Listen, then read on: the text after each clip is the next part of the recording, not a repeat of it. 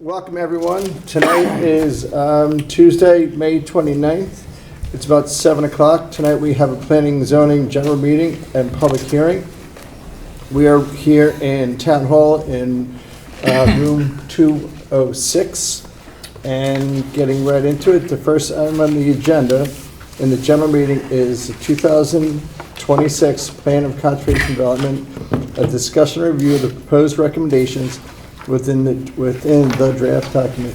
Tonight we have Malcolm here. I always forget your last name, Malcolm. Simpson.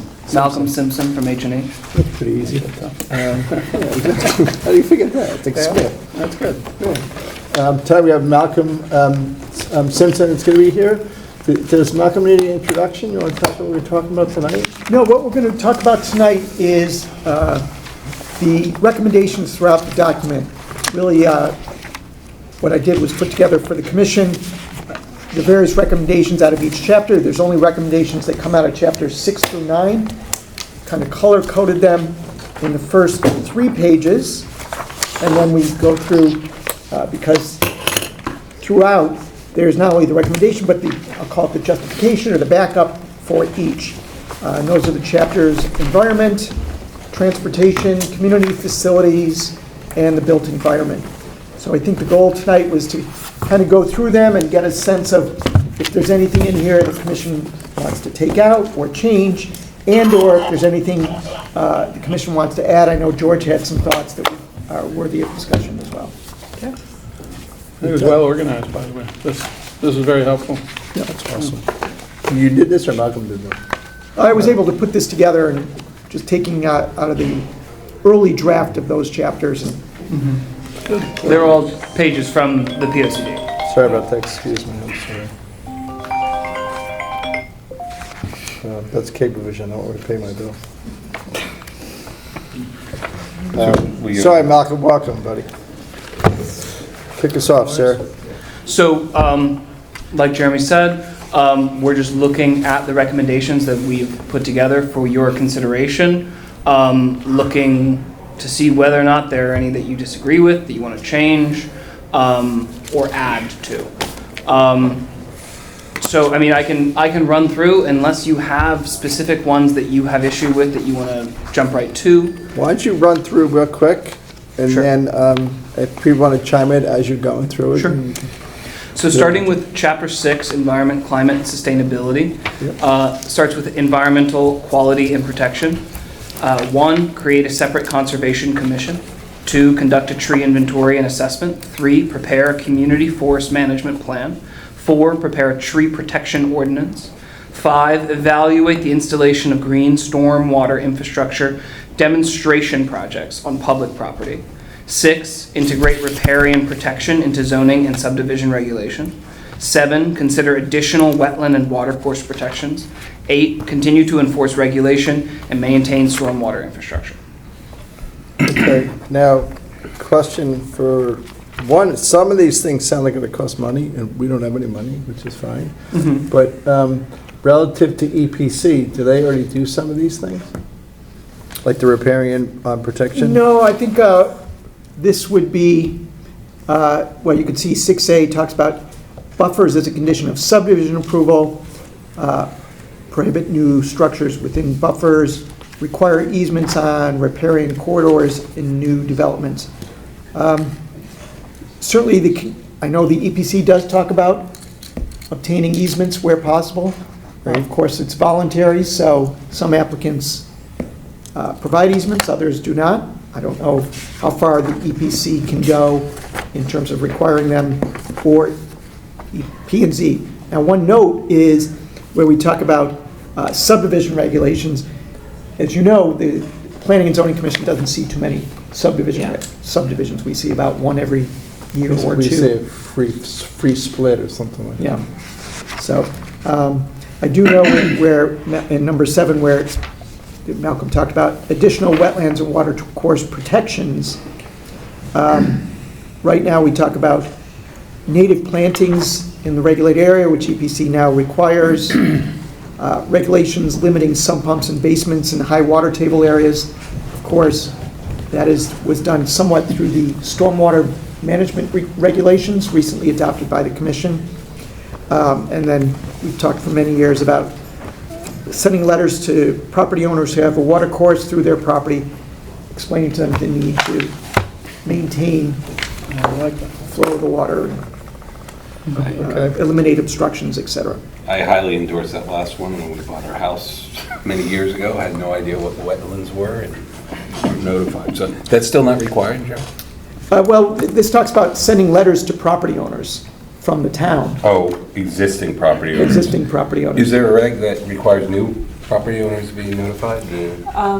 What's typical in the process when you acquire real estate is in each contract to have what's called a municipal search in addition to your title search. Okay. So their attorney would do a sweep of all of the departments in town, and that would show whether there was wetlands, was the property represented accurately with wetlands, with water courses, et cetera. So that's very much a part of the transaction process now. The transaction, but not Yeah. a regulation of the town? Or no? Okay. No, Okay. no. But, I mean, you bought your house 27 years ago, yeah, right? 25 This years ago. one, like 2020. Yeah. but, Yeah. Go ahead. And then the Conservation Commission, number one. Great. Is that, to Steve's question, is that taking either our role and/or EPC's role in creating another commission that would be kind of like ARB? It would only make recommendations without, Correct. Conservation Commission's, Why don't we call it an advisory board, like ARB? well, I It think should be because, noted it exists. doesn't it? well, right now, the EPC also serves as the Conservation Commission. got it. Okay. I was talking to a guy who said he's a member of the Conservation Commission. Yeah, I thought I saw the selectmen adopt that. Okay. Well, maybe not. no, the selectmen are studying it. Okay. So they are studying how to possibly, but there is, so he might be on the study committee Okay, to maybe. look into that. A lot of committees lately.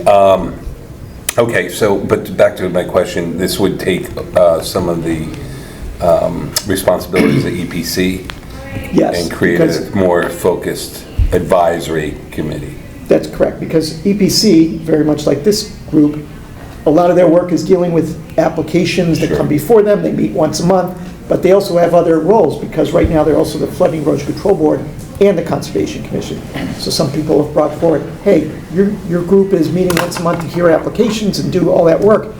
Maybe there's a role for another group to do more of the environmental and conservation work. And this would be a decision by the Board of Selectmen. Correct. Okay. Well, it's- Can we just, in some way, shape, or form, use the word advisory in its description so it's very clear, it doesn't, Right.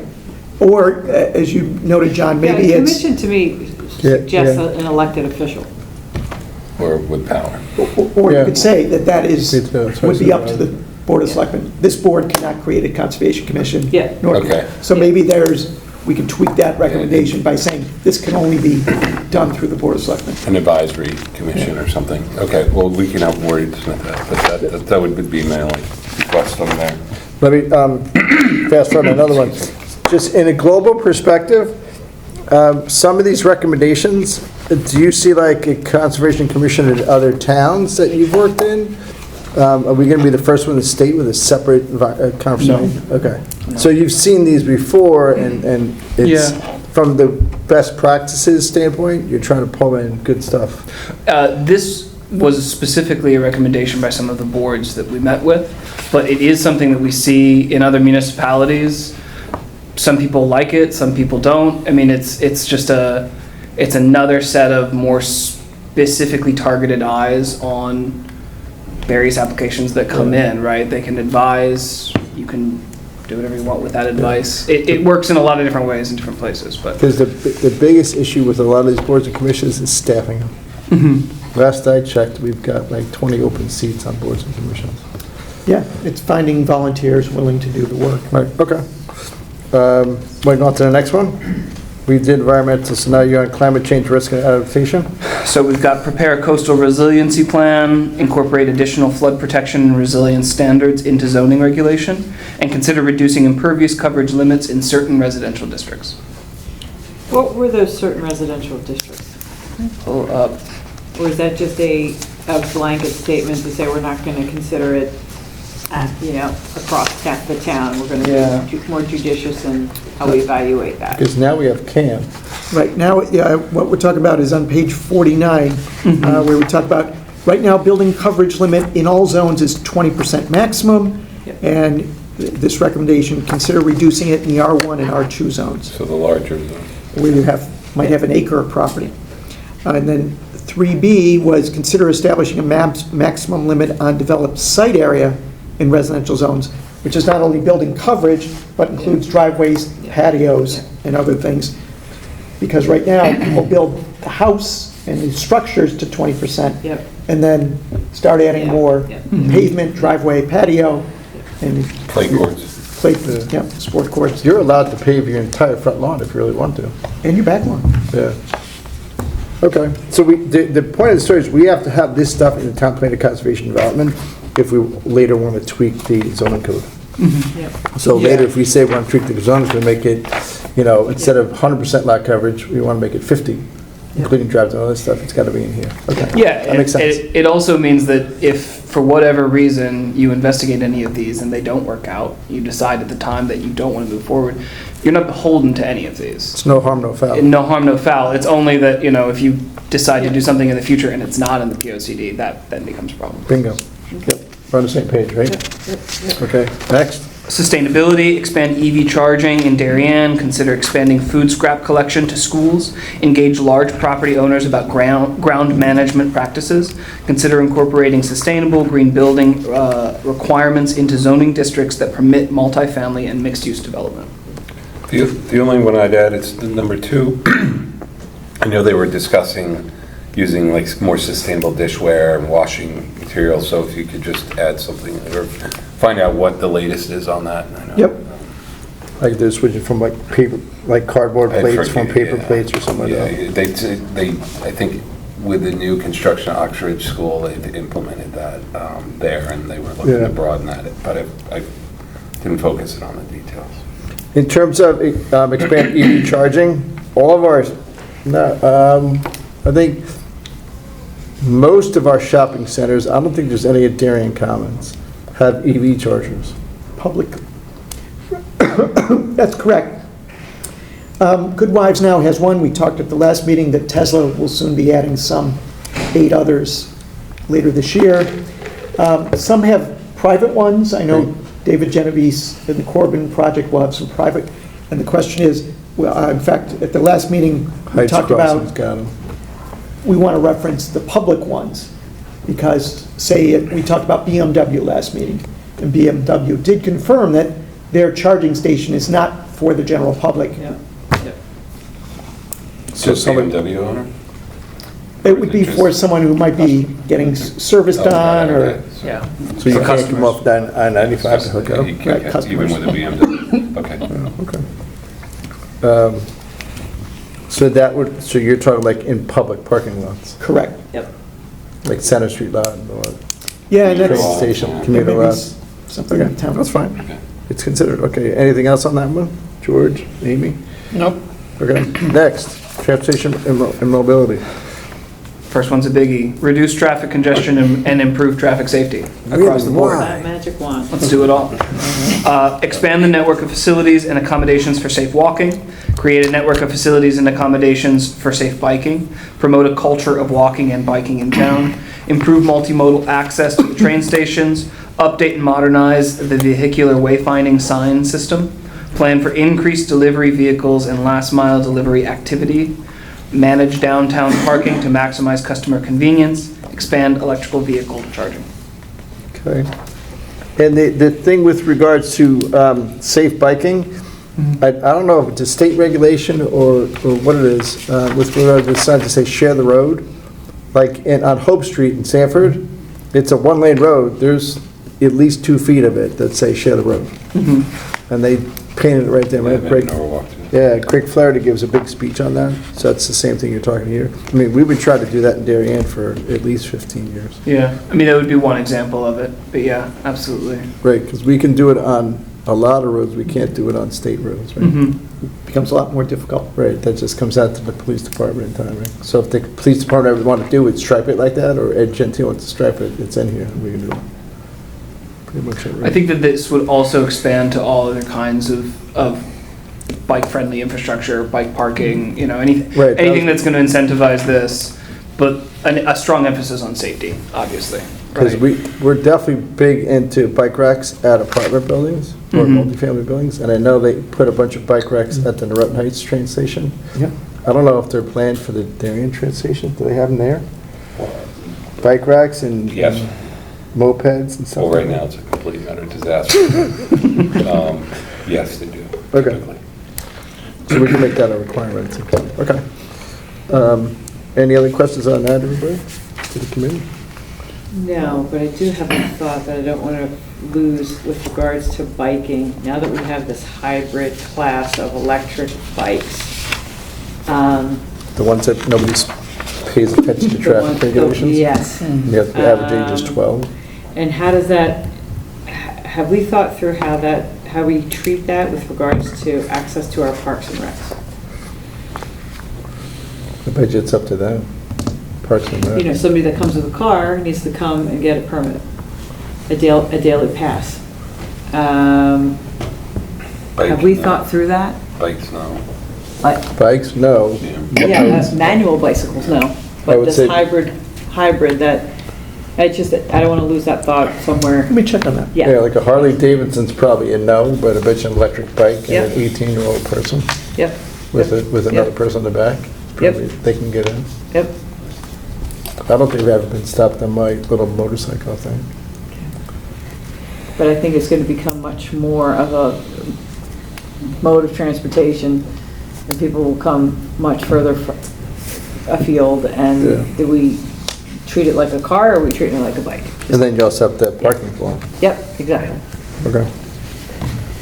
In apartment buildings, they do that. The parking space is 9 feet wide, is that right?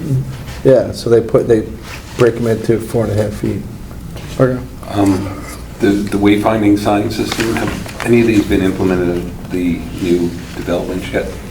Or especially Bailey? We are starting a little bit in on a number of, I think it was Heights Corner and Heights Crossing's got them. Heights Crossing, and they're going to add some more. They just went to the Architecture Review Okay, Board. got it.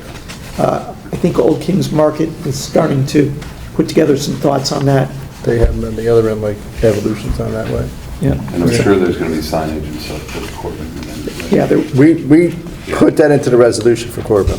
That's so many years ago, I can't Yeah, remember. exactly, yeah. And I bet you everybody forgot about it, too. Okay, ready for the next one? Keep going, Malcolm. 8. Community facilities and services.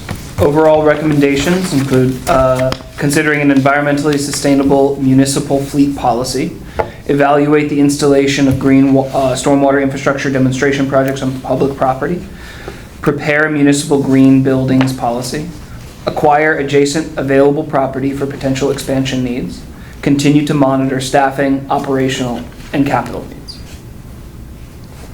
Pretty straightforward. Good. very straightforward. Who would, I mean, I don't think we're experts enough on preparing municipal green buildings policy. No, I think that would be something that probably comes out of Public Works and/or the Board of Ed, because they really operate buildings. And oftentimes it will cost more in the short term to save you money in the long term, Great.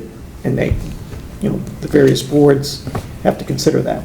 Grass, isn't there a grass roof on Uxbridge? No, They didn't do that? no, they did one at the high school. It wasn't the best idea. Oh, the one that only stands up. Yeah. But certainly things like solar panels, we see this building was added a few years ago, solar panels and things It's like tough to that. manage. Great. Okay. Parks and Recreation, prepare a Parks and Recreation master plan, improve the water quality of ponds. When was the last master plan, do you remember? The last one, Park and Rec, I want to say 2016, so Okay. they are due to start another one. Okay. And I think they're waiting just to the end of this one to start in on theirs. Okay, good. Does that need to be in a POCD, though? I mean, I get it doesn't hurt, but, Yeah, I don't think it makes a big difference one way or the other. I do know that, the last one was about 10, 11 years ago, and there's been enough change in terms of properties acquired, And it's not something demand that's for, mandated at the state level. I don't think it is, but I'll Yeah, double check so- that. Okay, so it should have. Then it should be in there. Recommendation, yeah. If it's not we should have it in there. Okay. Yeah. I just don't want to make it a mandate that says Yeah. we have to do it. Okay? Public Works, implement drainage study findings, harden infrastructure against flooding. We've been doing that. You've been doing that. Okay? Town Hall, continue to monitor space needs and existing leases. We're doing that tonight. Yeah, Anybody here from the? yes. Yeah, I think so, right? Senior Services, continue to support at-home in Darien, ensure that emergency planning incorporates needs of seniors. So what about the senior center too? I was going to add, and Mather Center. And Mather Yeah. Center. So you wrote, continue to support at-home in Darien, and I would say, and the Mather Center. Or comma Mather Center and other senior-oriented service providers, just to, we're Make it missing not- somebody, Around it, yeah. Or like a private company. Yeah. Okay? Okay. Police, address ongoing police department building issues. That's easy. Fire, implement recommendations of the 2025 Architectural and Safety Needs Assessment for Norotan Heights Fire Station, and consider appointing a fire services administrator. That's another paid position. What's a fire services administrator do? Bob Bush is paid, right? No, what this person would do is, I'll call it, be the administrator for the 3 volunteer fire departments. So the fire departments now have chiefs, but there's a lot of meetings and coordination and budgeting and paperwork, and I think that's the goal of this person. And I think they may have hired someone already. I'll have to check in on that. Oh, so it's a paid role by the town? I believe so, but I'll double check on Okay. that. Yeah, on Because I know they've page, been talking, sorry, go ahead. no. On page 83, it explains that it is a recommendation from the 2023 Emergency Services Analyst Report. It's a full-time, could be a part-time position, and as Jeremy said, it's meant to oversee the administrative functions for all of the 3 volunteer. The only thing I was going to add is I know there's been talk for years to create a formalized fire commission, if you will, that coordinates with the town for the equipment and all 3 volunteer departments. I don't know. I'll see how this one See, turned you out. check with John and see if they've made any headway and integrate that if they have. Yep. But I would throw in post Or 53 maybe into just that. broaden Yeah, the language. Is it just fire? Just fire. For the next Well, one. it says wait, hold on. Oh, EMS, there you go, sorry. With regards to, I want to, sorry, Okay. Amy. I would also, not just Norotan Heights Fire Station, I would add the other ones, because there was renovation plans for the Norotan Fire Department a bunch of different times. 'Cause that's where they keep the boat in the back. Right? They wanted to renovate that thing. I don't know if there's any renovations at all proposed for the Darien Fire Station. I'm sure they'll come up with something if they had a bucket of money. This talks about the revenues. I just go on, sorry. Okay. Good. Next. Sorry. Pretty good. EMS, consider building upgrades and/or relocation of current building. Wow, that's aggressive. Library, explore methods for creating additional on-site or adjacent parking. Public schools, continue to collaborate on safe multimodal access to and from schools. Continue to look for a location for bus depot and consider illuminating additional sports fields. So number 3, that's kind of a hybrid between, I know our only lights are at the high school right now, but with Parks and Rec, because if they ever wanted to do McGuan, so 3 shouldn't be just under public schools. And maybe I would throw it in Parks and Rec. Great. And then just mention and schools in that. Like, I don't want to put the burden of illuminating fields under it. There are some things so far you have duplication, you say the I was same about thing to twice. say, yeah, in certain places, it does make sense to have it in both, so maybe, well, we can either move it to Yeah, Parks and Rec, yeah. or we can use it in both. I would suggest just getting it out of the schools. And it's been controversial enough for the schools, so. Because like the EV charger thing, you have it under sustainability, and then you have it under transportation. transportation, Yeah. point number 9. But the way the zoning text amendment is written today, McGuan could be lit with lights as, the acreage is designed for that. Okay. but that's owned by Parks and Rec. So if they want to And there's do it. lights at Holohan, which is Does it Parks and make Rec. sense to too. have it in both places? Yes, So- yeah. If you want to do that, yeah, I think it that's has to be in fine. both. Yeah. Put it in Well, both. that way, if the schools choose to pursue it, they can. Yeah. If the schools want to light a baseball field, Yeah. Somebody can't prevent. Yeah. yeah, Man, you can see that. night baseball. Maybe put more of the meat in the Parks and Rec section and then just mention it. Reiterate it here. Yeah. Okay. Okay. Thanks. Keep going. The built environment. Single-family residential, review and update the ADU provisions in the zoning regulations. Consider reducing maximum building coverage in certain residential districts. Explore instituting development site area limits in certain residential districts. And like you said, those last two show up in multiple places. Okay. Yep. Market rate housing, encourage the development of more for sale condominiums versus rental apartments. Affordable housing, encourage and support the development of affordable housing in appropriate locations. Evaluate the purchase or long-term lease of surplus utility land for affordable housing. Explore additional funding sources for the Affordable Housing Trust Fund. Continue to support the creation of employer-assisted housing. That's workforce housing? Yes. Oh, that's one, okay. And George, you have a set of notes here on that. I did, yeah, I just want to, as I say, raise up the flagpole. An idea that I have mentioned in a couple of earlier meetings, and I didn't hear anybody say, oh, hell no, we're not going to do that. So I thought I'd revisit it here. So that under affordable housing, I suggest that we add, evaluate the utility of owners of 2-acre or larger lots being permitted as of right to subdivide or redivide the lot, separating out 1/2 acre for construction of residential housing, including at least one affordable unit or a unit designated for special needs, complying with all zoning regulations. It's pretty specific. Didn't we talk about this with the septic on the 2 acres?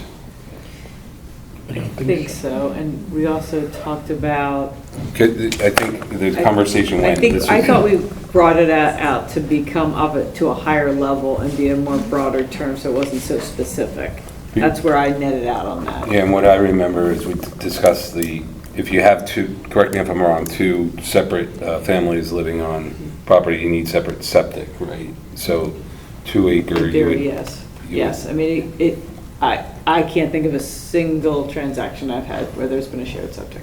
In my experience, I don't think that It's. you would be allowed to share water I don't or think- I've septic. never heard of that. You need Yeah. to have your own on your own Yeah. lot. yeah, so I think that No was, reason you can't have your own septic on a 1/2 acre. That's true. Yeah. so if there's a way, as Amy said, that I get the idea, so like using the land more appropriately.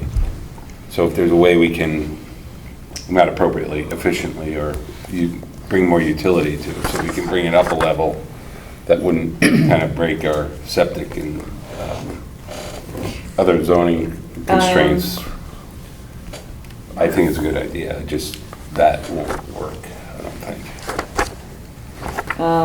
You know, if it's under the bucket of affordable housing, you could even just, you know, something that's higher level that states that we're going to evaluate, continual evaluation of zoning regulations. Because we're here, encourage and support the development of affordable housing in appropriate locations. You could argue that that statement might envelop what you just described. You know,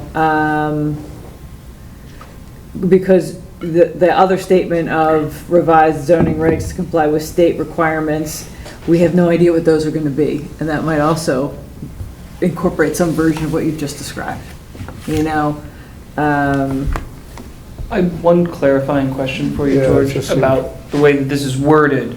Is this meant to be, We're trying to keep it is higher. there a limit to one unit or one instance of the subdivision? Or would, you know, say I'm on a 3-acre lot in a 2-acre zone, I can do it twice if I'm on a 4-acre lot, you know? Is there meant to be an upper limit? Because the way that it's worded, there No. isn't one, and maybe there doesn't No. need to be. No, I did not intend that there be such a limit, but believe me, this is just something that needs a lot of consideration and language. Yeah. Clearly. Right, but it's, I mean, if you're creating a bullet point, you're allowed to create a bullet point. That's what I was hoping to do, and at least there's some discussion. Yeah. maybe at the public hearing too. Well, I think those discussions might be coming when we see what continual, again, this is a document that's going to span over 10 years. I'm sure that state required zoning regulations are going to force us to evaluate certain things like that. So. How about just keeping the evaluate the utility of owners of 2 acre zone land, not owners, 2 acre zone land, or large being permitted to subdivide out a half acre lot. I just know where I have seen this happen. It only accelerates and makes land more expensive, not more Right, I know, it affordable. happens all You the time. have seen what happened. It makes it more Something like expensive. this Yeah. exists elsewhere? You're creating value. Oh, I know that. Yeah, Which is yeah. why I figured that 2 acre owners won't be too upset about it. Not that many are gonna do it, but they'd have an option. I really didn't know that it happens anywhere else. On I know, sewer. but Right, you when could it's do it on happened sewer. in like parts of, in Nantucket, when they made a big change like this, the acceleration of land prices just went through the roof. And it made things less affordable, not more affordable. Right, it ends up being tear downs. I mean, a half acre lot is a big lot in town. Yeah, which is why I think you'd have enough flexibility to do the kinds of Right. things we're talking about. Well, You could put something in. yeah, if others want to play with it, Malcolm, feel free. Well, as far as, I'm happy to add a bullet to this regard. Would you like me to use the more specific language that George has presented, or would you like me to draft something that is, it points in this direction, but it is more vaguely worded and is more open? I think you have to. Bingo. I think you have to, so people, because we don't know what's going to happen, we're not trying to be cagey, but this is a document over 10 years. Yeah. And to the extent that the town's needs change in a dramatic way, I don't want to put such detailed language that it precludes other considerations. That Yeah, might I make think more that, sense. I think that a Or be recommendation also that points to the goal that you are aiming to achieve here without the route spelled out Yeah. is in everyone's best interest. With the benefit of some affordable or special needs. Yeah, with that being the clear goal here, right? Yeah, Good. absolutely. All Okay. right, be interested to see what you come up with. Jesse, if you look at number B on page 103, it's consideration of a new overlay or floating affordable zone, which could be modeled after special needs, da-da-da-da-da. So you can do something similar to that. And earmark pointed towards the 2 acre zone.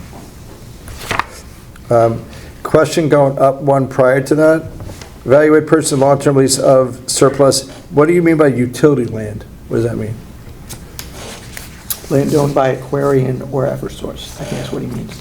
But what about like the site that's on Tokenique Road that's owned by the DOT? He has DOT on here.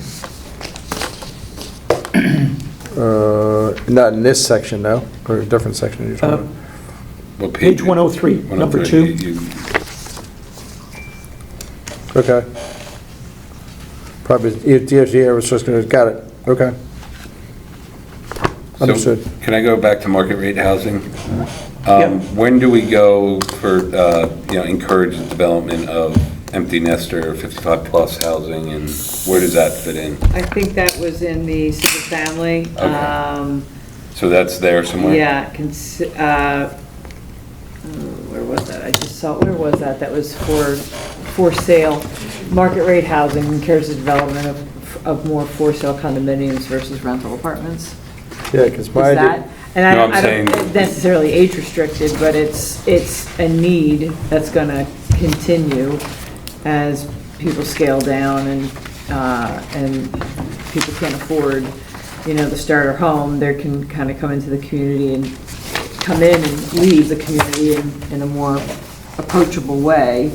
I don't know that we have to say it's age restricted.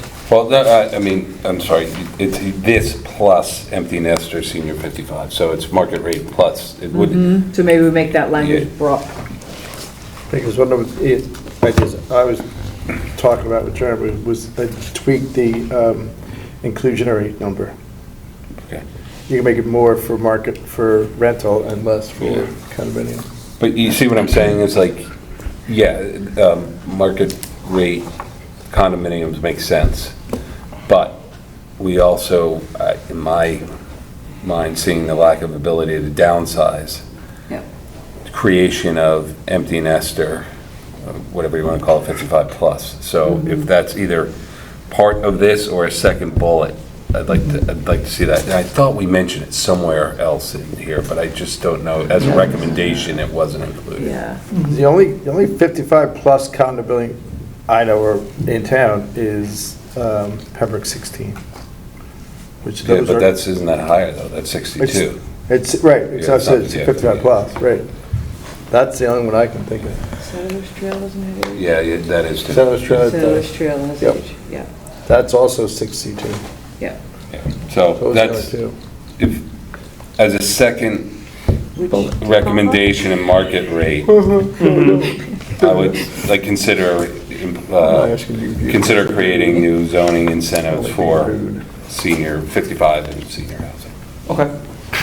Yeah, That you're makes adding sense. into that, or adding a second bullet there? Yeah. Okay. Okay?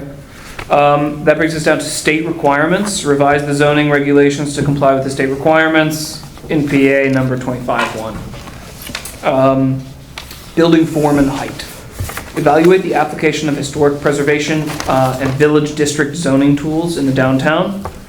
Review and update the commercial design guidelines. Update the lighting regulations. Evaluate new land uses for potential inclusion in commercial and or mixed-use zones. And simplify the special permit process. Okay? Okay. All good ideas. Again, like, where did these come from? You see these as best practice someplace else?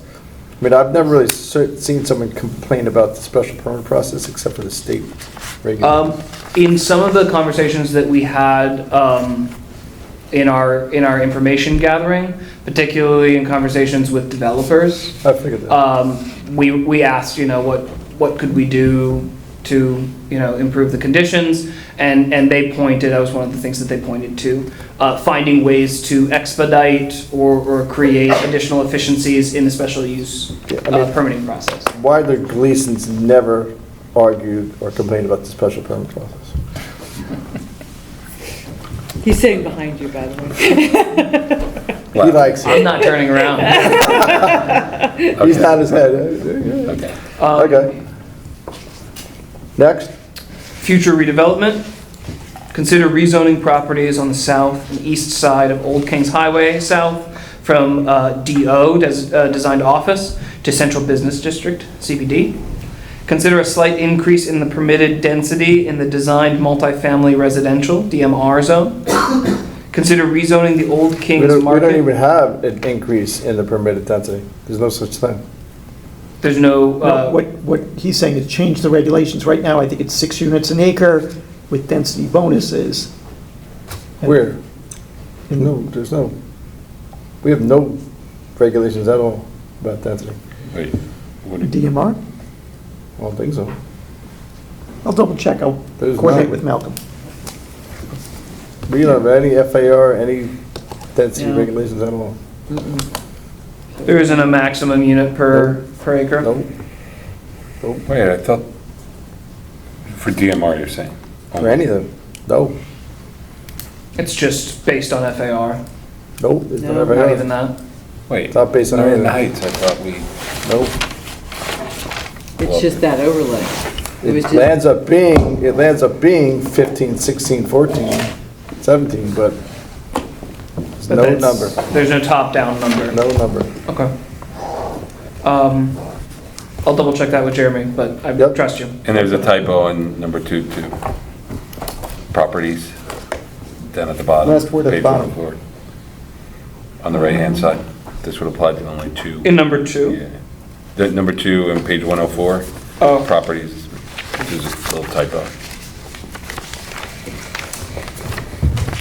Okay? They got it. Okay. That's fine. What else? Reconsider Old Kings, you talked about that. Her potential future.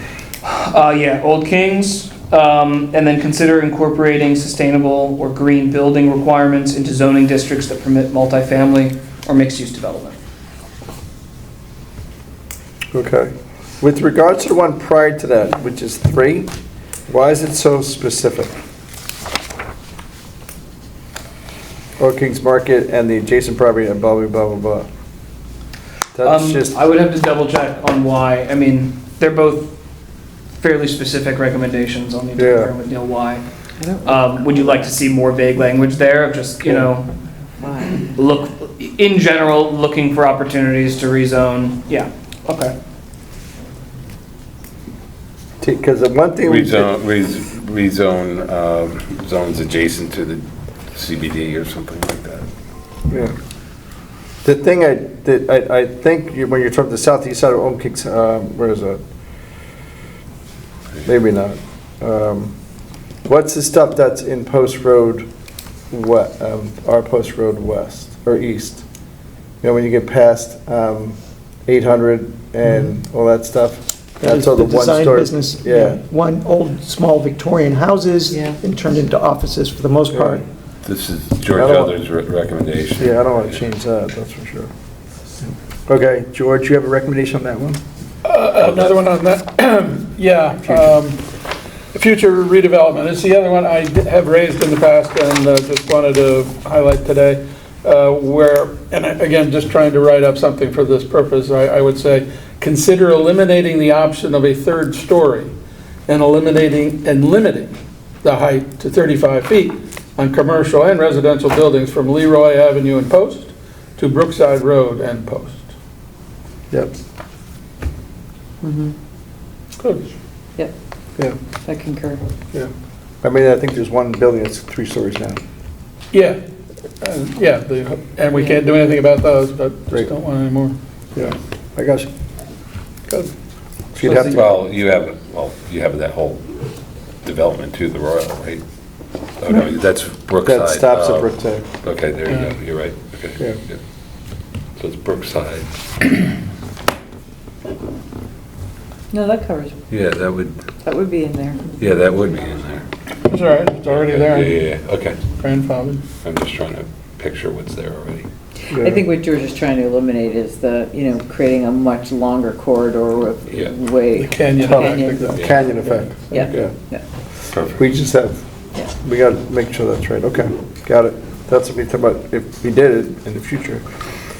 You have to have it in there now. Okay, Jerry, go ahead, keep going. You're good? Historic preservation. Yep. Update the 1980 Natural and Architectural Preservation Survey and support adaptive reuse. You found a survey that's 50 years old? The last one. That's before Amy was born. Good one. Hey, I'm trying to help you out. Okay. We really have. That brings us to the end of the recommendations. So if there's any others that you would like to add, any that are sticking out that you want to change or eliminate, Yeah, you let us know. Yeah, I mean, I think we went through them as you spoke about them, right? Yeah, Anything Thank else? you. Thank you. wonderful. Thank you, thank you. Good to me. We'll be in touch, and I look forward to seeing you all again soon. Thank you. Thank When's you he so come back much. next? Couple weeks? It's all right. At least a couple weeks, Today is May 26th. June 23rd, if not earlier. But right now, we have them down for June 23rd, which So is, you got a month off. See you in a month. See you in a month. Thanks again. Thanks, Malcolm. Nice job. Thank you. Take care. Got it. All right, now we're going to go into the public hearing. The first item on the public hearing docket is continuation of public hearing, special permit application number 39, N as in Nancy, site plan application, also known as PL 26-41, St. Luke's Episcopal Church at 1864 Post Road.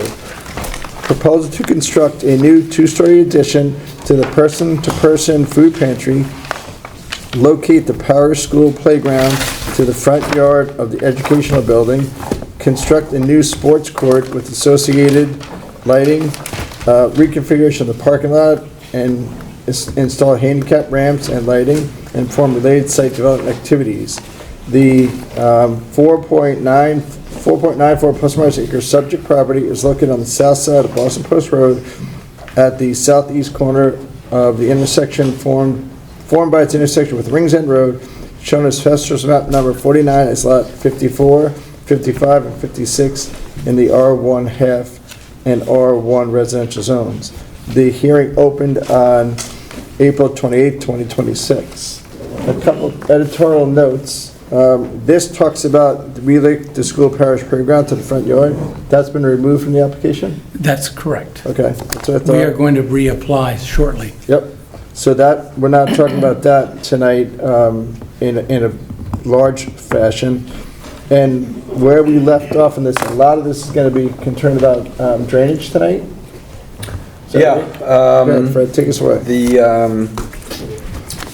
The applicant submitted a revised site plan package reflective of modifications to areas of pervious and impervious pavement areas. I believe the basketball court or the sports court was originally proposed as a pervious area that has now been switched to impervious pavement, with pervious pavement being added to other areas of the site, including some parking spaces and other areas, which Wilder can clarify. The revised site plan is also reflective of open engineering comments from Joe Canis based on his April 28th comments on the application, as well as comments from the Architectural Review Board, also from April 28th. In addition to the revised site plan, they submitted a revised drainage report and response memo responding to comments from Joe Canis, again from April 28th. And then most recently, Joe Canis of Ty and Bond, of course, submitted a second memo on May 21st noting no further information requested on the application. So Wilder can provide some of the background and additional information. And we also submitted the proposed operation maintenance plan. That's brand new. Yes, that was updated. That was that's brand new, right? Yeah, it was- We knew what we had. There's a new one that was submitted and uploaded to address Mr. concerns. Gleason, welcome, sir. Thank you. Yeah, the ARB wanted some tweaks to Just the, say your name for the record. Wilder Gleason, Gleason and Associates. The ARB wanted tweaks to the landscaping and the facade of the food pantry. Those have been incorporated into the plans that have been submitted. Our architect is here to talk about it. We also, you guys wanted our plans to show the existing drainage system to the extent possible. That's been done. David Ginter, our engineer, will address that quickly. He confirmed the pump is operating and connected to the generator. Ty and Bond is happy. He will also address the neighbors' concerns about flooding down Swift's Lane. We heard at the last hearing that there seemed to be commission reaction to that as well. And then Fred summarized everything I was going to do. I'll just turn it over to Richard, who will point out changes that, and What about the sports court? Was there anything relative to the sports court and the hours of operation? well, we've already stipulated that the hours we're shutting it down at 9:30. The lights will only be accessible from inside the AYCC. So this end is the youth area. This is the sport court. It was pervious. It's now impervious, which is what it should have been. And we've accommodated that formerly pervious area by making other parking spaces and so on. David knows that. I'll give you the details. But those stipulations were acceptable to the Tangneys, who are the most directly affected. And in addition, we agreed we'd throw another row of trees. They already have two. We're adding a third. And pursuant to the ARB recommendation, we had proposed white pines. We're doing cryptomeria, which are very similar but aesthetically more attractive. That's this dude? So, and as Mr. Abbott was concerned because there was a tree right at this corner of the stone hedge, in his view from his house, he could see the basketball court. We have added an extra tree in our landscaping plan to make sure he doesn't see the basketball court. Okay, thank you. Thank you. This, Richard, you want to go? Welcome, sir. Thank you. My name is Richard Turlington, Turlington, from Richard Turlington Architects. Last time we were here, we kind of introduced the half a dozen small projects that we were proposing in the application that included the addition of a handicap ramp and a sloped walkway. And really the sort of the point of conversation was our modifications to this existing food pantry building, which is called a garage here, it's more of a barn. We were removing these old end-of-life buildings and creating a small modest addition to that. It impacted, or it's kind of a chain of, what's the impact of the pervious, non-pervious surface and stormwater, which David could, Redness and me could discuss. We did, as well, we mentioned, we updated this area here for the landscape design. I'm not sure if you all want to see it. Sure. This is based upon the tweets from ARB? So the ARB focused on the small changes to the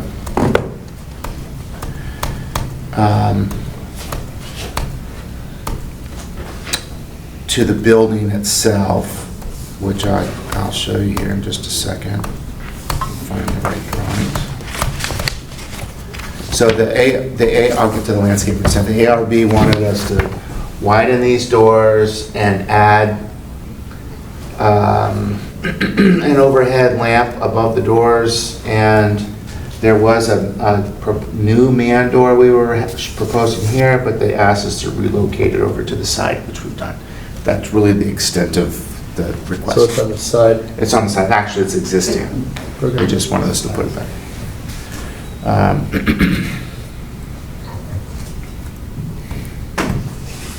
Let's see. Oh, there's the door. Yeah. I think I went past the landscape drawing. Wilder, I'm sorry, I'm not real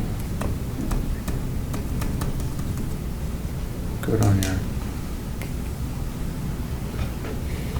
think it's I in think this it's up packet. here.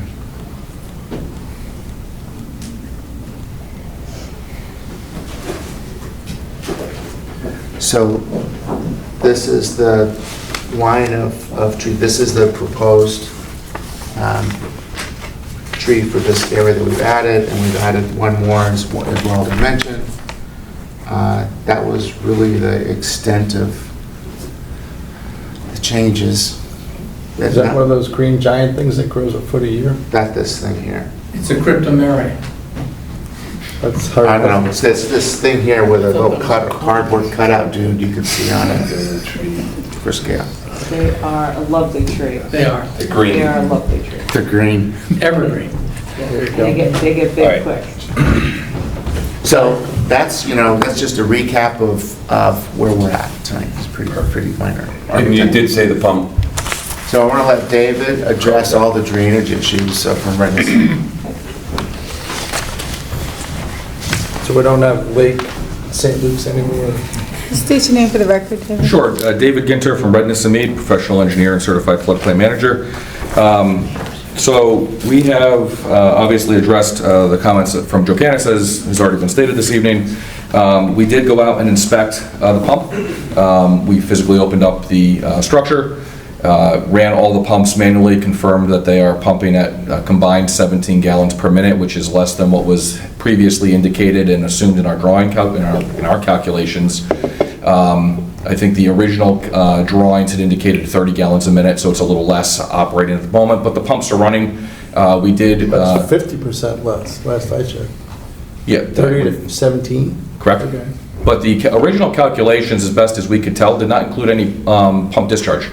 The design of the rain garden in the back of the property there was designed for water quality volume only. There was no, in the modeling itself, accounting of that pump discharging from the property. So the original calculations assumed a certain amount of volume, and that original design was, to account for that. Why the pump was put in, there's no record or information available to us to understand the whys of it. All we can do is say the pump is there, the pump is functioning at 17 gallons a minute. We have taken that flow rate into account in our calculations so that when we analyze our proposed conditions, we can prove that there is no adverse impact as a result of this.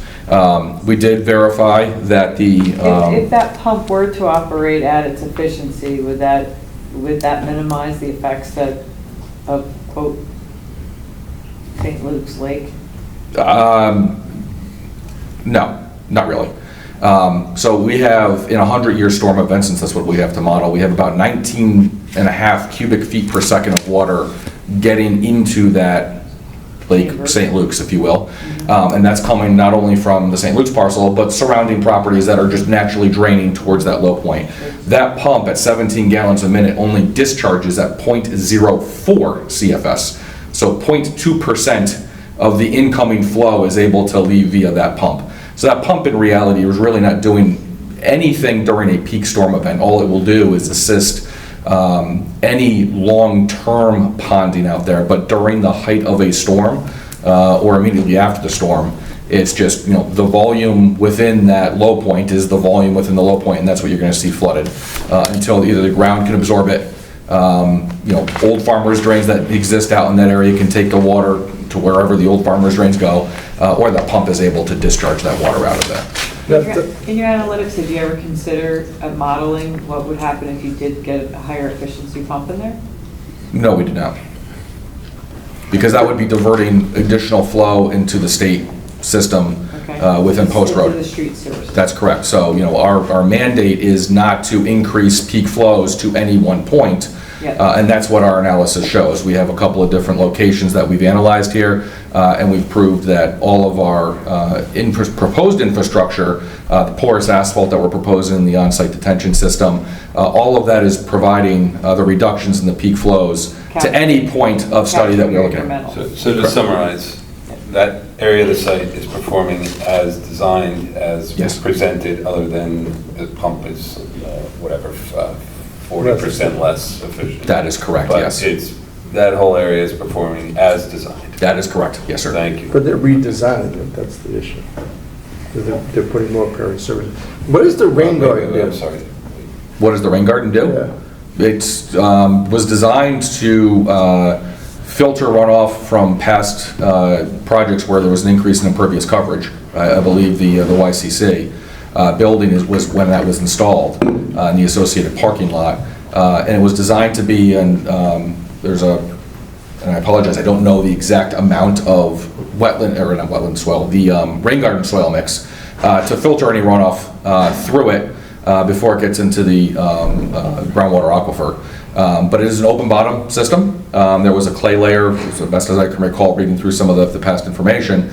The idea was to remove that clay layer, open it up so that you can get into the groundwater reservoirs below, and that water... So you're doing that now? No, we are not touching that rain garden. That rain garden was the original design. We are not touching it. Does it work? It drains. We've been out there multiple events after storms, whether it was us or Reverend Fleener. There's no ponded water after a storm event. We had one of our, Patrick Scher was on site this morning. There was, I don't know exactly how much rain Darien got with this weekend's storm. I was in Greenwich this morning. I know since last Wednesday, Greenwich had 3.5 inches, so it was a decent amount of rain. There was not a drop of water visible at the surface of that, so it's working. It's doing what it's supposed to, which is to infiltrate the water back into the ground. Now, do we have a maintenance plan for that rain garden? That's what you're gonna look at, right? Let me just double check. I know that we updated the maintenance plan to include the pumps. Training lifts, stormwater pumps. Because the rain garden's 20 years old, right? That is correct. No, we don't have something specifically written for the rain garden. but we can certainly update Yeah. to add some language for the rain garden. That's easy. Right, that makes sense, because if there's no maintenance plan for it now, I mean, I know they have to be maintained. There's no maintenance plan for now, because the legal staff couldn't find it. Correct. We can't let just the thing go to pot. Yeah, that's fine. That's no problem. Again, the maintenance plan that was put in, the drainage report that was submitted to you, it includes, just typical drainage inlets. We have something in there for the pumps now to have those, periodically inspected, catch basin inlets and things like that. So we can easily add, a couple of bullet points for the maintenance and review of the rain garden. Not a problem. Okay. Do you want to, because we might close this thing tonight, right? You can review that, staff can review that, changes to. Yeah, it would be more of a technical thing. I don't want to say like we have to maintain it once every 50 years. That makes no sense. No, I think we would be fine. I believe our typical language for a lot of these things, as an example, for the stormwater pump, we said biannually, meaning twice a year. We would want it to be inspected with every 5 years to have, someone certified go out and take a look at it to make sure it's operating. But at the very least, have maintenance staff, go out and put the pumps into manual mode and see, okay, are both pumps actually discharging the water as they're supposed to? So we can certainly, put language in that, on a biannual basis, have someone walk around out there, make sure that there's not a lot of debris and clutter within that rain garden, clean it out if it needs to be, et cetera. Perfect. Okay. What else? From a drainage standpoint, that's, I guess from a porous asphalt standpoint, so I know one of the comments that was made was the porous basketball court. So yes, originally our design included the basketball court to be a porous basketball court. After consideration, basketball courts should never be porous, just the makeup of porous asphalt. It's missing a lot of that fine material, which makes it porous surface. When you're playing basketball, you're going to be doing a lot of tight movements that will degrade over time. So we moved the 2,100 square feet of porous surface from the basketball court to the parking area and driveway leading into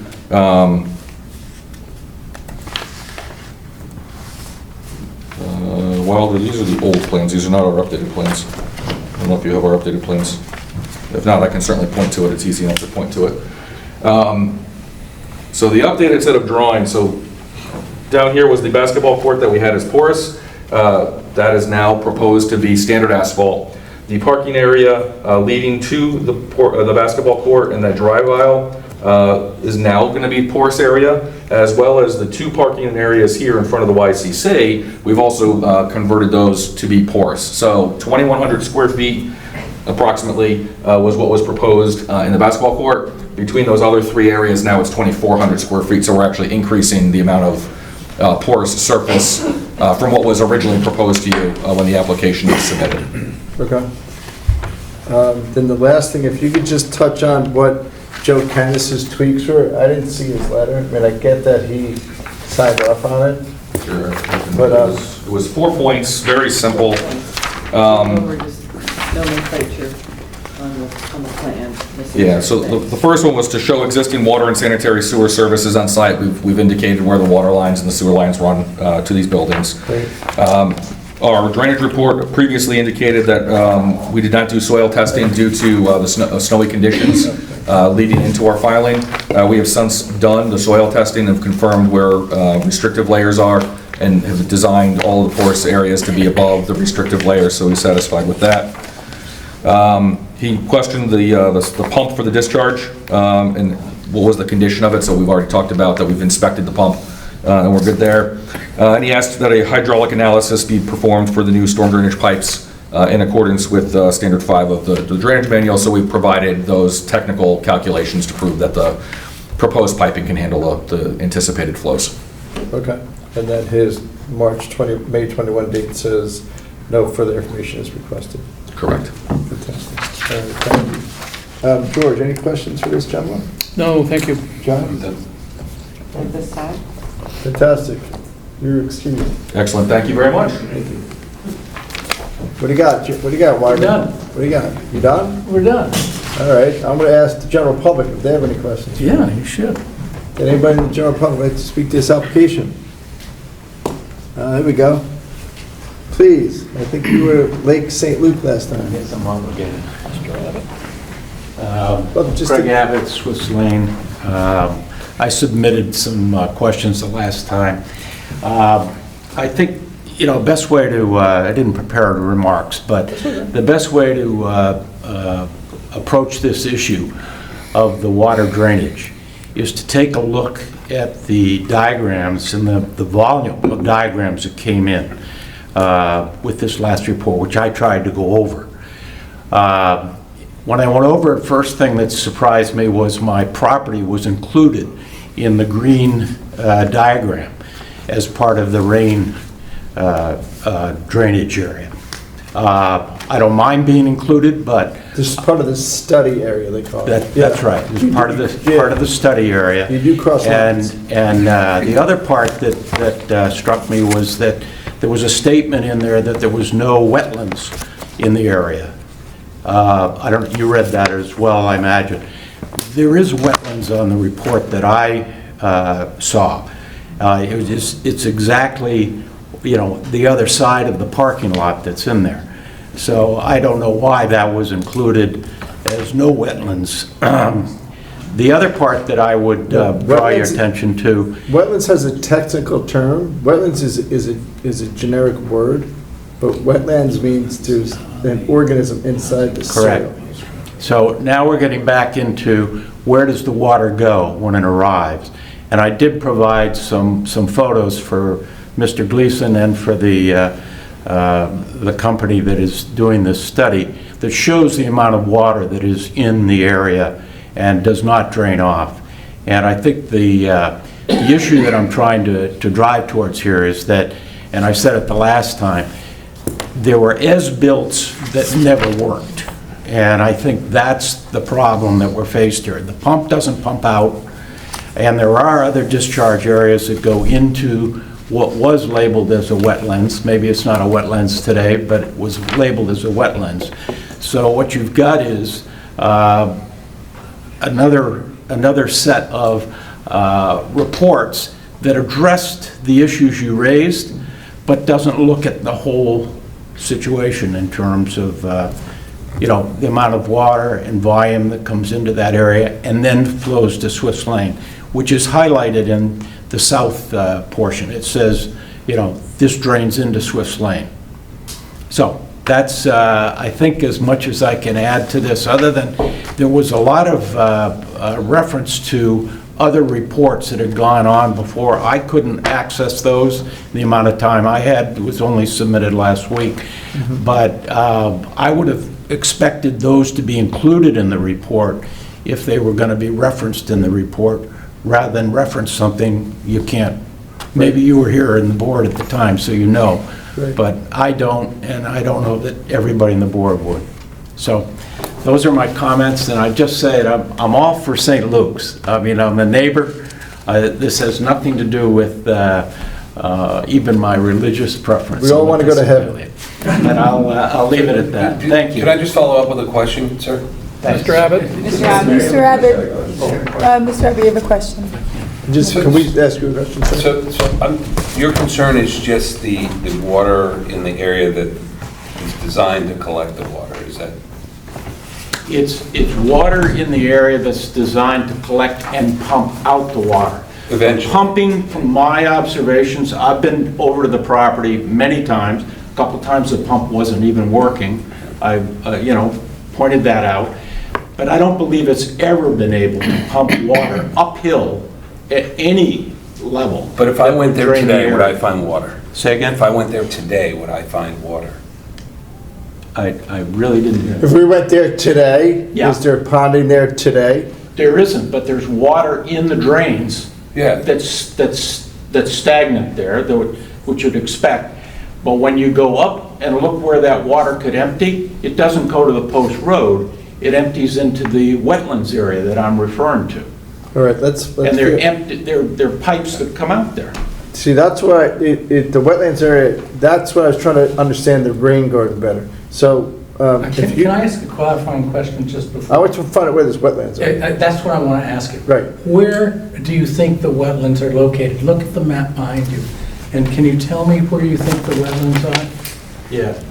The wetlands start right here, fact, I think it says wetlands right there. Those are the Okay, words. there are wetlands on a separate parcel, which is the clergy housing parcel. And that's right next to the Post Road. So it's, we own a lot down here. There are 2 clergy houses on it. We got approval for that some time ago. And there's a wetlands that's been delineated. That was delineated back when the Bothwell subdivided this in the 60s. And so those are fully protected. They are separated from this drainage basin by there's a ridge that runs here. And the pump that is back here is pumping into a gravity feed to the storm sewer on the Post Road.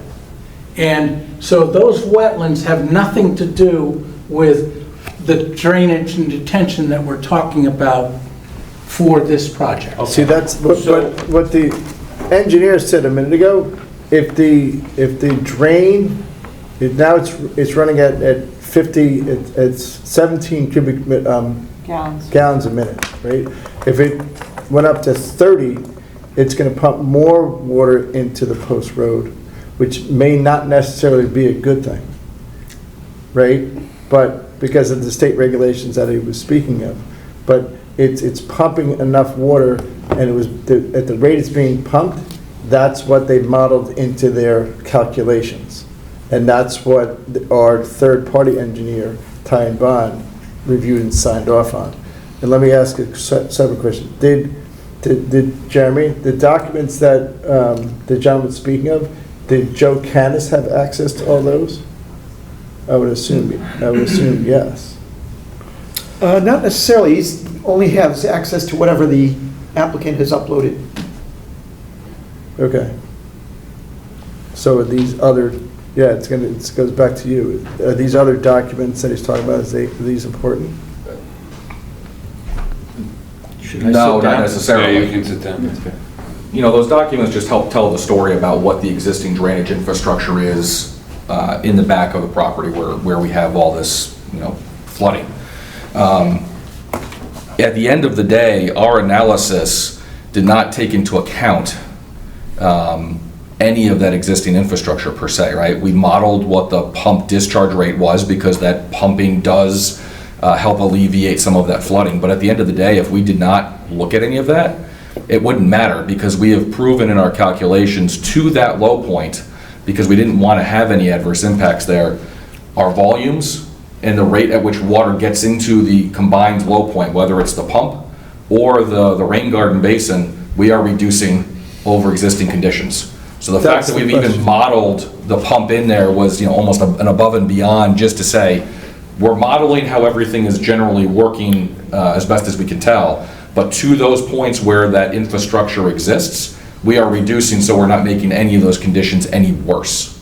So we're adding more roof line by expanding the person-to-person building. We're adding more pervious surface by adding a basketball court and whatnot. So you're adding more pervious areas. Your new system is going to account for those Correct. new things and then make it even better. That is correct. We're adding more impervious surfaces, but by us adding more porous surfaces, the parking lots and things, we're able to recharge the groundwater, the water back into the ground, so it will operate like there is no impervious surface there. So the fact when you start comparing and getting to that kind of technicality piece of it, we are actually showing a reduction in impervious coverage as it relates to a drainage standpoint, going to that, which is how we're able to prove that we have a reduction in volume and peak rates of runoff to that low point.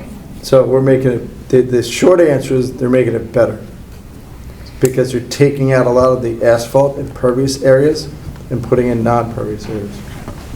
One more time? You may, sure. Okay. I agree completely on the idea the water goes underground and then proceeds to the sound. That pathway, with the addition of who knows how long ago, a French drain, flows through Swift's Lane. When they put the larger building on there, that's the Anderson building. Youth Center. Youth Center, yeah.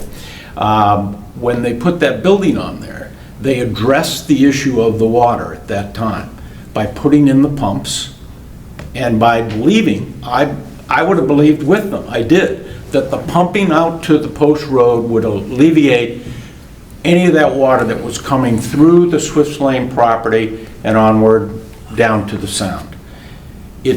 From what I can tell, when you put more pervious pavement there, that water is going to go into the system.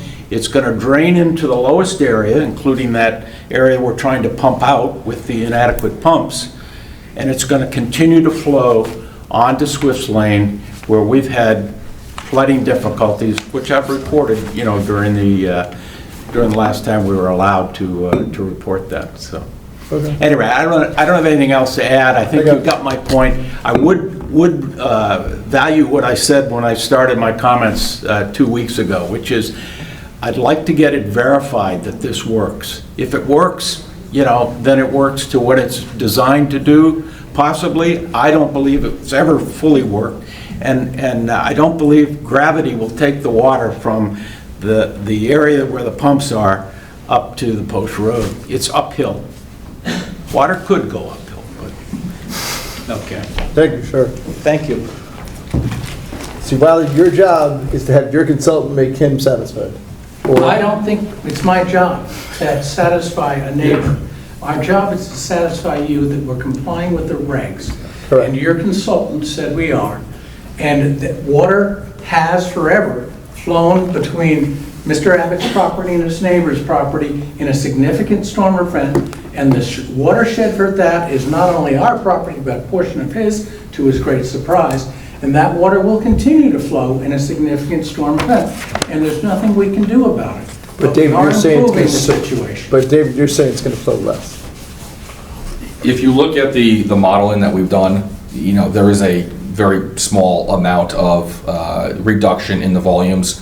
We're talking, again, I want to be very clear here, in those large storm events, we're talking large sums of water here. Well, a 50-year storm is what, 7 inches? So, again, a 100-year storm, right, is 8.3 inches of rain in a 24-hour period. It's a lot of rain falling, right? And as I said, we have a flow rate of over 19 cubic feet per second. And we have a volume flowing to that low point of around 71,000 cubic feet, okay? From existing conditions to proposed conditions, we are basically maintaining or slightly reducing. I think our volume is dropping from 71,330 to 70,940, so about a 400 cubic foot differential, but in a 70 compared to 70,000 cubic feet, it's basically an imperceptible change. Really what we care about is, one, the peak rates of runoff, but two, what's the water surface elevation going to be in those theoretical storms, right? We're not changing the water surface elevation, so wherever the water breaks out going towards Swifts Lane, anywhere else that is going to break out during those flooding events, we are not changing that, we're not increasing that, we're maintaining that status quo as a result of all of these. So, we think that we're doing everything we need to maintain the system and operate it as it currently does. However, that water is going to flow. And obviously, the water is being pumped out of here. Water can be pumped and go uphill, and it does get out to Post Road. So that little bit of water that does drain out of there via those pumps over time does get out to the Post Road. That has been verified by our office. I was physically the one on site witnessing that, so we can confirm that the water does get pumped up and it does go out to the Post Road when it is pumped. Was that pump intended to reduce the flow towards Swift Lane in any material way? It is unclear, based on the reports that we found on file with the town, to know exactly what the purpose of that pump was. Again, there was no drainage narrative that was written. There was some drainage calculations, a model that was prepared that did not include any pump rate. The only reference to the pumps and the pump rate was on the site plan itself. The only thing that was modeled was the storage capacity of that rain garden. Okay. So, We're good. Thank you. George, any questions? No, sir. That was done a while ago. You can see that. I think I've heard enough. Okay. Would anybody else like to speak to this application? That was it. Anything else you want to add? I'm done. We're ready to close, right? John? Motion to close on the table. Is there a second? Second. All in favor? Okay. The hearing's closed. Thank you. All right, the hearing's closed. We will deliberate this at a later date and get back to you. All right? Thank you. Good luck, sir. Next item on the agenda is special permit application number 125B, parentheses 5, also known as PL 26-61, Darien Art Center at 2 Renshaw Road. Proposal to allow the continued use of the portion of the Darien Town Hall campus for the Darien Art Center programming and with modifications. The subject property is Darien Town Hall, which is located on the north and east side of Renshaw Road, approximately 1,000 feet north of its intersection with Boston Post Road, and is shown on Assessor's Map number 41 as lot 85 in the R1 3rd zone. Jeremy, Fred, what do we got?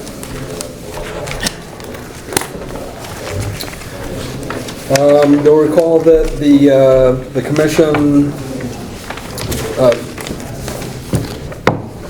reviewed the mandatory referral for the extension of the lease for the Darien Art Center at your last meeting 2 weeks ago. This application has been submitted by the Darien Art Center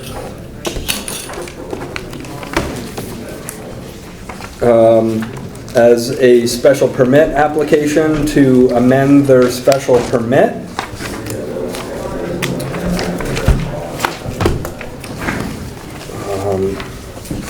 That's okay, we can just turn it over to Jay, you don't have to get too deep into it. So the Darien Art Center currently leases 3 separate spaces within Town Hall, including the Weatherstone Studio, the Visual Arts Room, and the Music Room. The Art Center is looking to modify their special permit to permit ingress and egress via an existing doorway on the southerly side of the Visual Arts Studio, allowing classes to begin within 10 minutes of 12 noon, 1 p.m., and 5:15 p.m. Increase the maximum number of students from 16 to 20 enrolling in classes. Enhance the schedule of classes and events offered on Fridays, given that Town Hall is now closed on Friday, and to permit the use of the Weatherstone and/or VA studio for birthday parties. So the applicant's representative, Jay Klein from Carmody Law, is here to present the details of the application. Fantastic. We had a letter from Jay dated May 26, 2026, as well as a little map with some PowerPoint slides. And you also included for the record, Jay, the 2017 adopted resolution amended May 2024 for the record. Correct. Yep.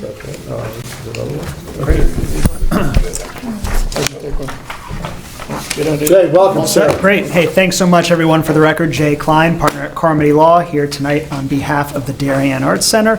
Also joined by Allison Sturm, the Board of Directors President, Carolyn Zambelli, my partner at Carmody, and also a member of the Board of Directors for the Art Center, and other folks from the Art Center community here tonight as well. Here to talk about a property that I think all of you are quite familiar with, given that you spend, maybe not enough Tuesday nights of your life here. It's at 2 Renshaw Road. Here, of course, Town Hall campus. A little over 16 acres in the R1 3rd zone. Something that you may not be as familiar with, at least I was not as familiar with until getting involved in this application, is the Darien Art Center. And the Darien Art Center has been in Town Hall almost or nearly as long as Town Hall has been Town Hall, since 1980. What I passed out earlier is something that was filed with our initial package too. It's just a map of the Town Hall campus that identifies the areas that the Art Center occupies here. And what's really in front of you this evening are 2 spaces. One is the Mather Studio, which is across the parking lot from Houlihan Field, where, if you did DJFL or Babe Ruth or had children in those programs. That's just to orient you. And then the VA room, which is adjacent to the Mather Center. So what the Art Center is looking to do is really to continue its operations as it has for some time now, except for a couple of key changes. And the letter that I filed with Jeremy this morning and provided you all gives an update of the changes that we're looking for. After we filed the application, we had a number of really productive meetings, some with Jeremy, some with the first selectman, the town manager, others, and they encouraged us to rethink some of what we had originally proposed. We did that, and that's what's noted on the letter here. So the changes that we're looking for, and Fred kind of hit on them before, we are looking to expand the ingress and egress from the VA room. Right now, folks can get in and out. There's a door that faces Houlihan Field. There's another door that faces the what I call the lower parking lot, out towards the Mather Center parking area. The Art Center would like to be able to use that door for folks to come in and out. The First Selectman's office told us seems okay so long as that takes place after 3:00 p.m. when the Mather Center is closed. So we're okay limiting the use of that door till after 3 p.m. Fred mentioned the use of the Weatherstone and VA studios for birthday parties. Again, after meeting with Jeremy and others, general thought was, sounds like a good idea, but birthday parties should only take place outside of town hall hours, meaning Friday, Saturdays, and Sundays, not tonight, maybe, or tomorrow morning. Another item that we discussed, and Fred hit it, enhancing the amount of offerings that the Art Center, or classes the Art Center can provide on a Friday. When the special permit was last before the commission, I think Town Hall was still open on Friday, so a lot of the restrictions in terms of number of students, number of classes, when they can start, when they can't start, technically still applied to Fridays. Not as much sensitivity now that Town Hall is not open for business those days, so what that request is really to allow the Art Center to function as it does on weekends, essentially, outside of Town Hall business hours. And then, of course, during business hours, increasing the maximum enrollment from 16, which it is today, to 20. There are a lot of future ballerinas and piano players, I should say ballerinas and dancers, and that would allow the Art Center to continue to meet the need in town. I think there might be folks here, neighbors speaking one way or the other, not sure. I do know that you all received a couple of letters of support, and there was one, I think our application, perhaps sometimes we exhaustively go through the special permit criteria, but I think it's all in there. But something that really captured it all was a letter that I saw from Miss Hall, I think that was filed last week, that said, the Art Center really provides a place for kids to, and children and others to find their people in town. And I wish I had put those words in my application, but she did a better job than me. I think that really sums this proposal up nicely, and will allow the Art Center, just celebrated their 50th anniversary. Allowing these changes, allowing the continuation of the lease, will allow the Art Center to continue to serve the town for at least another 10 years, and God willing, another 50. So I'm here. We've got other folks from the Art Center to answer questions or comments, and of course, eager to hear from any of our neighbors and members of the public this evening. I think it's kind of pretty straightforward. I had 3 daughters that went through the Art Center, and all of them were dancers, and I still probably have those pink leotardy things that you make us buy that you use once, and they're not really expensive, but they're still sticking around in our country. I think these things are kind of easy. You want to check them off one by one, go from 16 to 20, have a birthday party, those are easy. Yeah. One question I have with regards to Friday programming, to the extent that Town Hall, is there language in there that eliminates flexibility to go revert back if Town Hall should start to operate 5 days a week? Because this is Yeah, we do.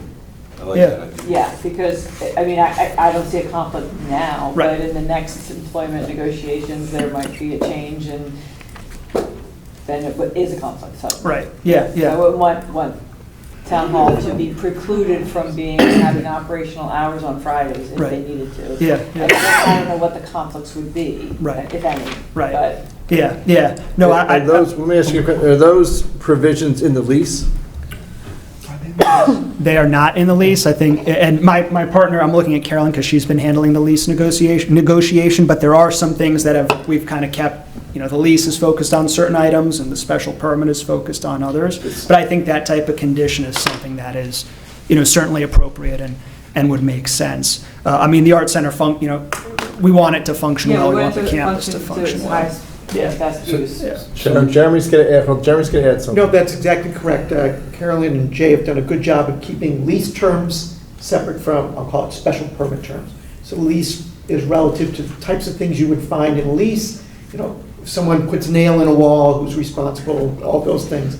But they want to leave this type of discussion to the commission, so they purposely came up to a certain point that planning and zoning will help resolve some of these. My question was, one of my sons had a birthday party there.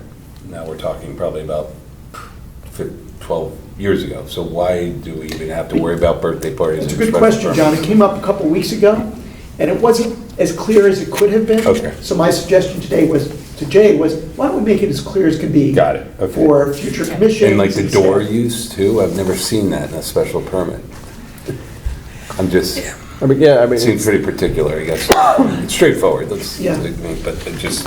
I think some things the town wanted clarified, and some Okay. things the Art Center wanted clarified. Got it, okay. And that's why you might see a number of interesting things in here. Okay. One side or the other said, you know what, it would be helpful to get clarified. Thank you. I gotta believe they can use any door they want, right? The special permit says you can't use that door. We take that condition too, if you. Okay. So there's only a couple items that we really care about. Do you have anything in particular? I'm just curious, I recall we approved a satellite facility for the center. Is that still in operation, and is that fully used? So Yeah. okay, I'd just like to know that we're spreading people around and it's not too intense here. 100%. Okay, good.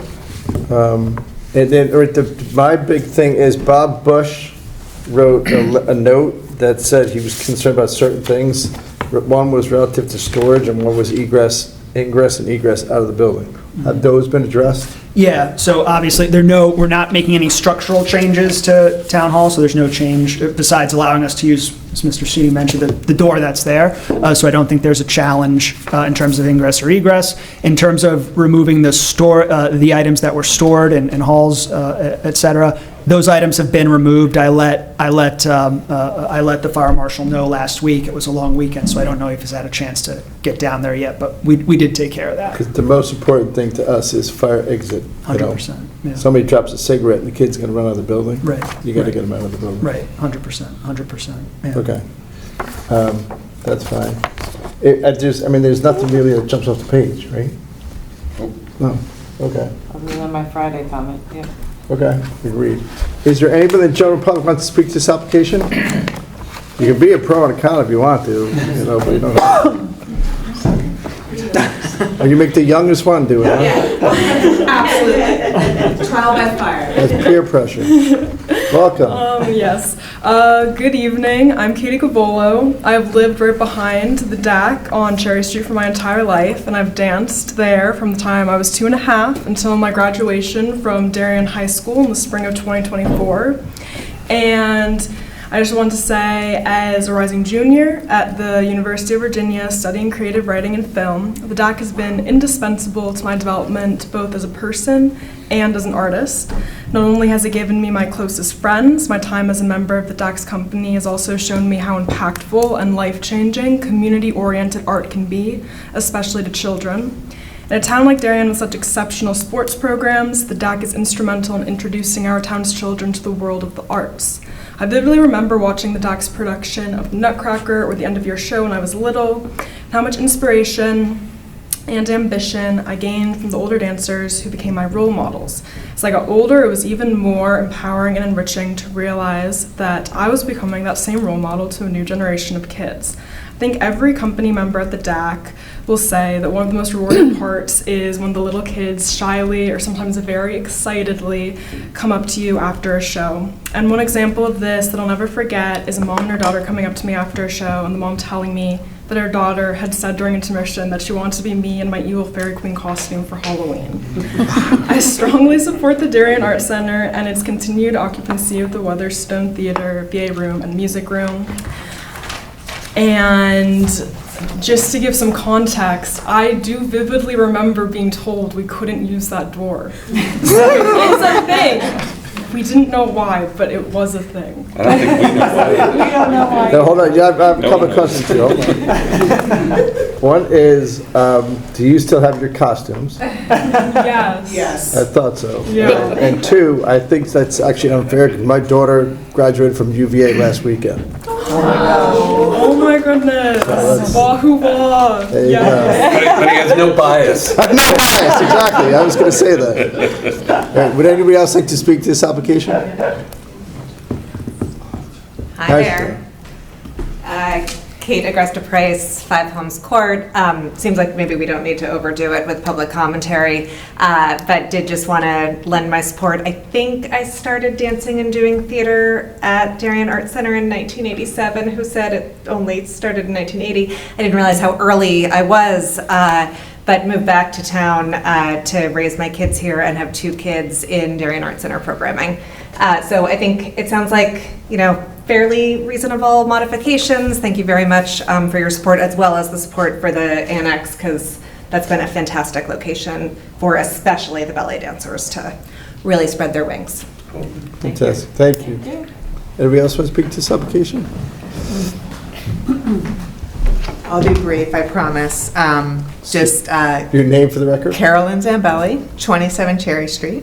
Oh, you could walk to this place. Oh, yes, I can. And I often have joked with my friends that I bought my house because it had an art center in the backyard. Okay. Not even So you're not kidding. here to complain about parking? No, lights. I'm a neighbor who's fully in favor of the modest changes in the special permit. But no, seriously though, I was looking for a house in Darien 21 years ago, an expectant mother, and I saw a house that had a Babe Ruth field and an art center. And I thought, I am set.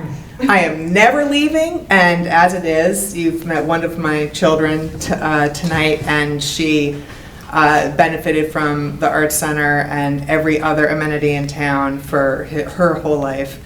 And her 2 little brothers, both double varsity athletes, are currently battling Ludlow baseball at Cubetta Stadium. So they have played on every field in town and went all the way through are going all the way through the school system, and also benefited from going to the art center since before they could walk and before they could talk.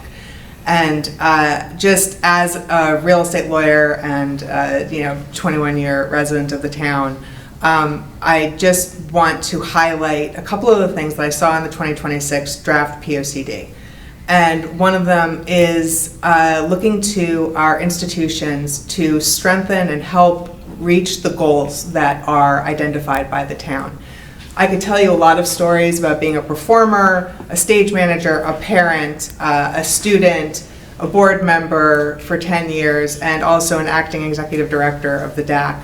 But what I will say is, in addition to it being a home for creative expression, it is an extremely meaningful opportunity and incubator for civic engagement in the town. And like the Darien Foundation and like the CDA and Meadowlands and Land Trust and the museums and everything, it is a vital part of the town. And for generations of Darienites, it's given 50 years of opportunity for leadership and volunteerism. And that's actually probably the best thing I've taken away from it in my 20 years of involvement. So I just want to thank you all for your conscientious work, and I want to thank Jeremy in particular for working hard on this with us. Thank you. Thank you. You're welcome. Anybody else want to speak to this application? Any more fans? We're good? All right. But gee, I don't know if your kid's going to go to UVA, but that's tough. You get the last word, sir. Yeah, no, I'm a new ballerina dad, so it's been a pleasure working on this project. We have nothing further. I mean, this is, as Carolyn said, this is like literally what it's all about. This builds community, builds the ties that bind, and we hope that we earn your approval on this application. So, thank you very much. Okay, looking for a motion to close. Amy makes a motion. John makes a second, all in favor? Okay, hearing's closed, fantastic. Great job, people. Good luck at school. My kid lives at 7 University Court. I literally have a friend that's like right on University Court. Yeah. Yeah. It was a cool house. You would see me there last Friday night. I was sitting right next to the kid. Thanks, guys. Thank you. Thank All right, I think it's at the end of the, no, now, here we go, keep moving along. The next 3 items on the agenda are related to 873 Boston Post Road. It's an existing building that recently sold, partially renovated, and I have 3 tenants. The reason why I bring this up is we can do all 3 at one time, or we can do them separately. I think I'm okay with them doing all 3 at Let's once. open them all up. Yeah. Okay. And then we'll bring everybody together. All right, I'm going to open them all up, and then we can deal with them one or two. That's your recommendation too, right, Jeremy? I think it might be easier, because that way, if you hear testimony about one, You have to kind say of it incorporate, you don't have Yeah, to repeat because it. you can't go back to the other one. Okay. First time we're going to open up is special permit application, special permit application number 347, also known as PL 26-65, Body 20 Darien at 873 Boston Post Road. Proposal to establish a new fitness studio in a 1,420 plus or minus square foot portion of the first floor of the building. The 0.12 plus or minus acres subject property is located on the northwest side of Boston Post Road, approximately 100 feet south of its intersection with Mansfield Avenue, and is shown as Assessors Map number 17 as Lot 4 in the Central Business CBD zone. The next application we're going to open up is special permit application number 347A as an Apple. That's also known as PL 26-60. That is Countdown Fitness at 873 Boston Post Road. Proposed to establish a new appointment-based personal training studio in a 1,420 plus minus square foot portion of the first floor of the building. The 0.12 plus minus acre subject property is located on the northwest side of the Boston Post Road, approximately 100 feet south of its intersection with Mansfield Avenue, and it's shown on Assessors Map number 17 as Lot 4 in the Central Business District CBD zone. Then the final one is special permit application number 347B as in boy, also known as PL 26-62, the Main Place Beauty Salon at 873 Boston Post Road. Proposal to establish a new beauty salon in a 1,422 square foot portion of the first floor space of the building. The 0.12 plus or minus acres subject property is located on the northwest side of Boston Post Road, approximately 100 feet south of its intersection with Mansfield Avenue, and is shown on Assessors Map number 17 as Lot 4 in the Central Business District zone. So the reason why we're seeing all these are personal service uses, which we have to approve. There's the middle one is the beauty salon, and the 2 fitness, so to speak, people are on the left side or the right side. Currently, this was the old place of Aquarius, and then there was a stationery store that was there. Variety. Both of those tenants have since left. The building's been renovated, and now they need our approval for these special permits for these 3 people in there. Fred, am I missing anything? I would just note that all 3 of these applications are before the commission tonight for special permit review under section 1000 of the zoning regulations. I guess we're going to start off with body 20 here as the next item on the agenda. So the hours for this particular business are Monday through Friday from 5:30 a.m. to 7:30 p.m. and Saturday from 7:30 a.m. to 1:30 p.m. with approximately 28 scheduled start times on weekdays and 12 start times on Saturdays. As you noted, Steve, the use falls under what we consider a personal service type business. What's that 28 and 12? What do you mean start times? Maybe she'll tell us. Yeah, the applicant can provide further clarification on that, but from what we understand, these sessions are scheduled for roughly 20 minutes. So I understand that it's 28 20-minute sessions, but the applicant can clarify that as well. We did receive comments from the fire marshal dated April 22nd on all three of the applications. He questioned whether there will be entrances on both the Post Road side and the rear parking lot side. He also notes, as this building will become 3 separate tenant spaces, will each space have its own street address for emergency response and postal delivery. So the first question is, the site plan shows that there's doors on both the front side and the back side of the building plans. And then we can ask them if they want to change form A, B, and C, or whatever they want. Yeah, correct. Okay, ready? Yeah, so the applicant J.T. Baker and is here tonight to present the details of the application. So J.T. Baker J.T. Baker's a tenant, right? Yes. So we're going to do Body 21st. You must be the Bakers. We are. Bakers. Yeah, I'm gonna turn it over to Carrie Baker. She's the boss. You're just a financial backer. You do how much you do. Yes, I'll be running the day-to-day. I'm Carrie Baker. It's nice to meet you all. Thank you for having us. Yeah, we're here to talk about Body 20. So I don't know if you're familiar with EMS, electromuscle stimulation, but it is a 20-minute workout, which equates to about 2 to 4 hours in the gym. So it's an incredibly efficient, it's an incredibly efficient workout. I myself have been doing it for the past 3.5 years. We recently just moved from Texas 2 days ago. We landed in Wilton, Connecticut. I'm from Pound Ridge, New York, so I moved home. But I have been doing this workout, like I said, for 3.5 years, and it was started off a little bit, off the cuff, saying, what am I going to do without having this workout when I move home, because it's nowhere in really the Northeast area. It's a company that started in the U.S. down in Florida, and the franchises have really grown from the south upwards. The most locations today are in Florida, Texas, through the south, more so are opening in California, but we saw an incredible opportunity to open one here. As I said, it's an incredibly efficient workout, so for a full-time working mom of 3, I was able to fit in a 20-minute workout, and it's something that I've stuck with this long, and I've never stuck with anything in fitness this long before. I've always kind of like jumped around and done other things. But yeah, this workout is incredibly efficient and incredibly effective. And it's something that I feel like the people of Darien need, because we're all running around with our heads cut off. So the 28 is how many stations you have for this? And then Sure. So we operate both small group classes and also individual one-on-one sessions. Okay. So right now we can run four people to one session every 20 minutes.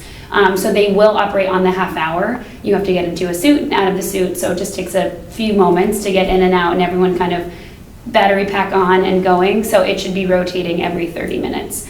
Right now, capacity would be 5, because you could have a one-on-one personal training session, and then also the 4 per half hour.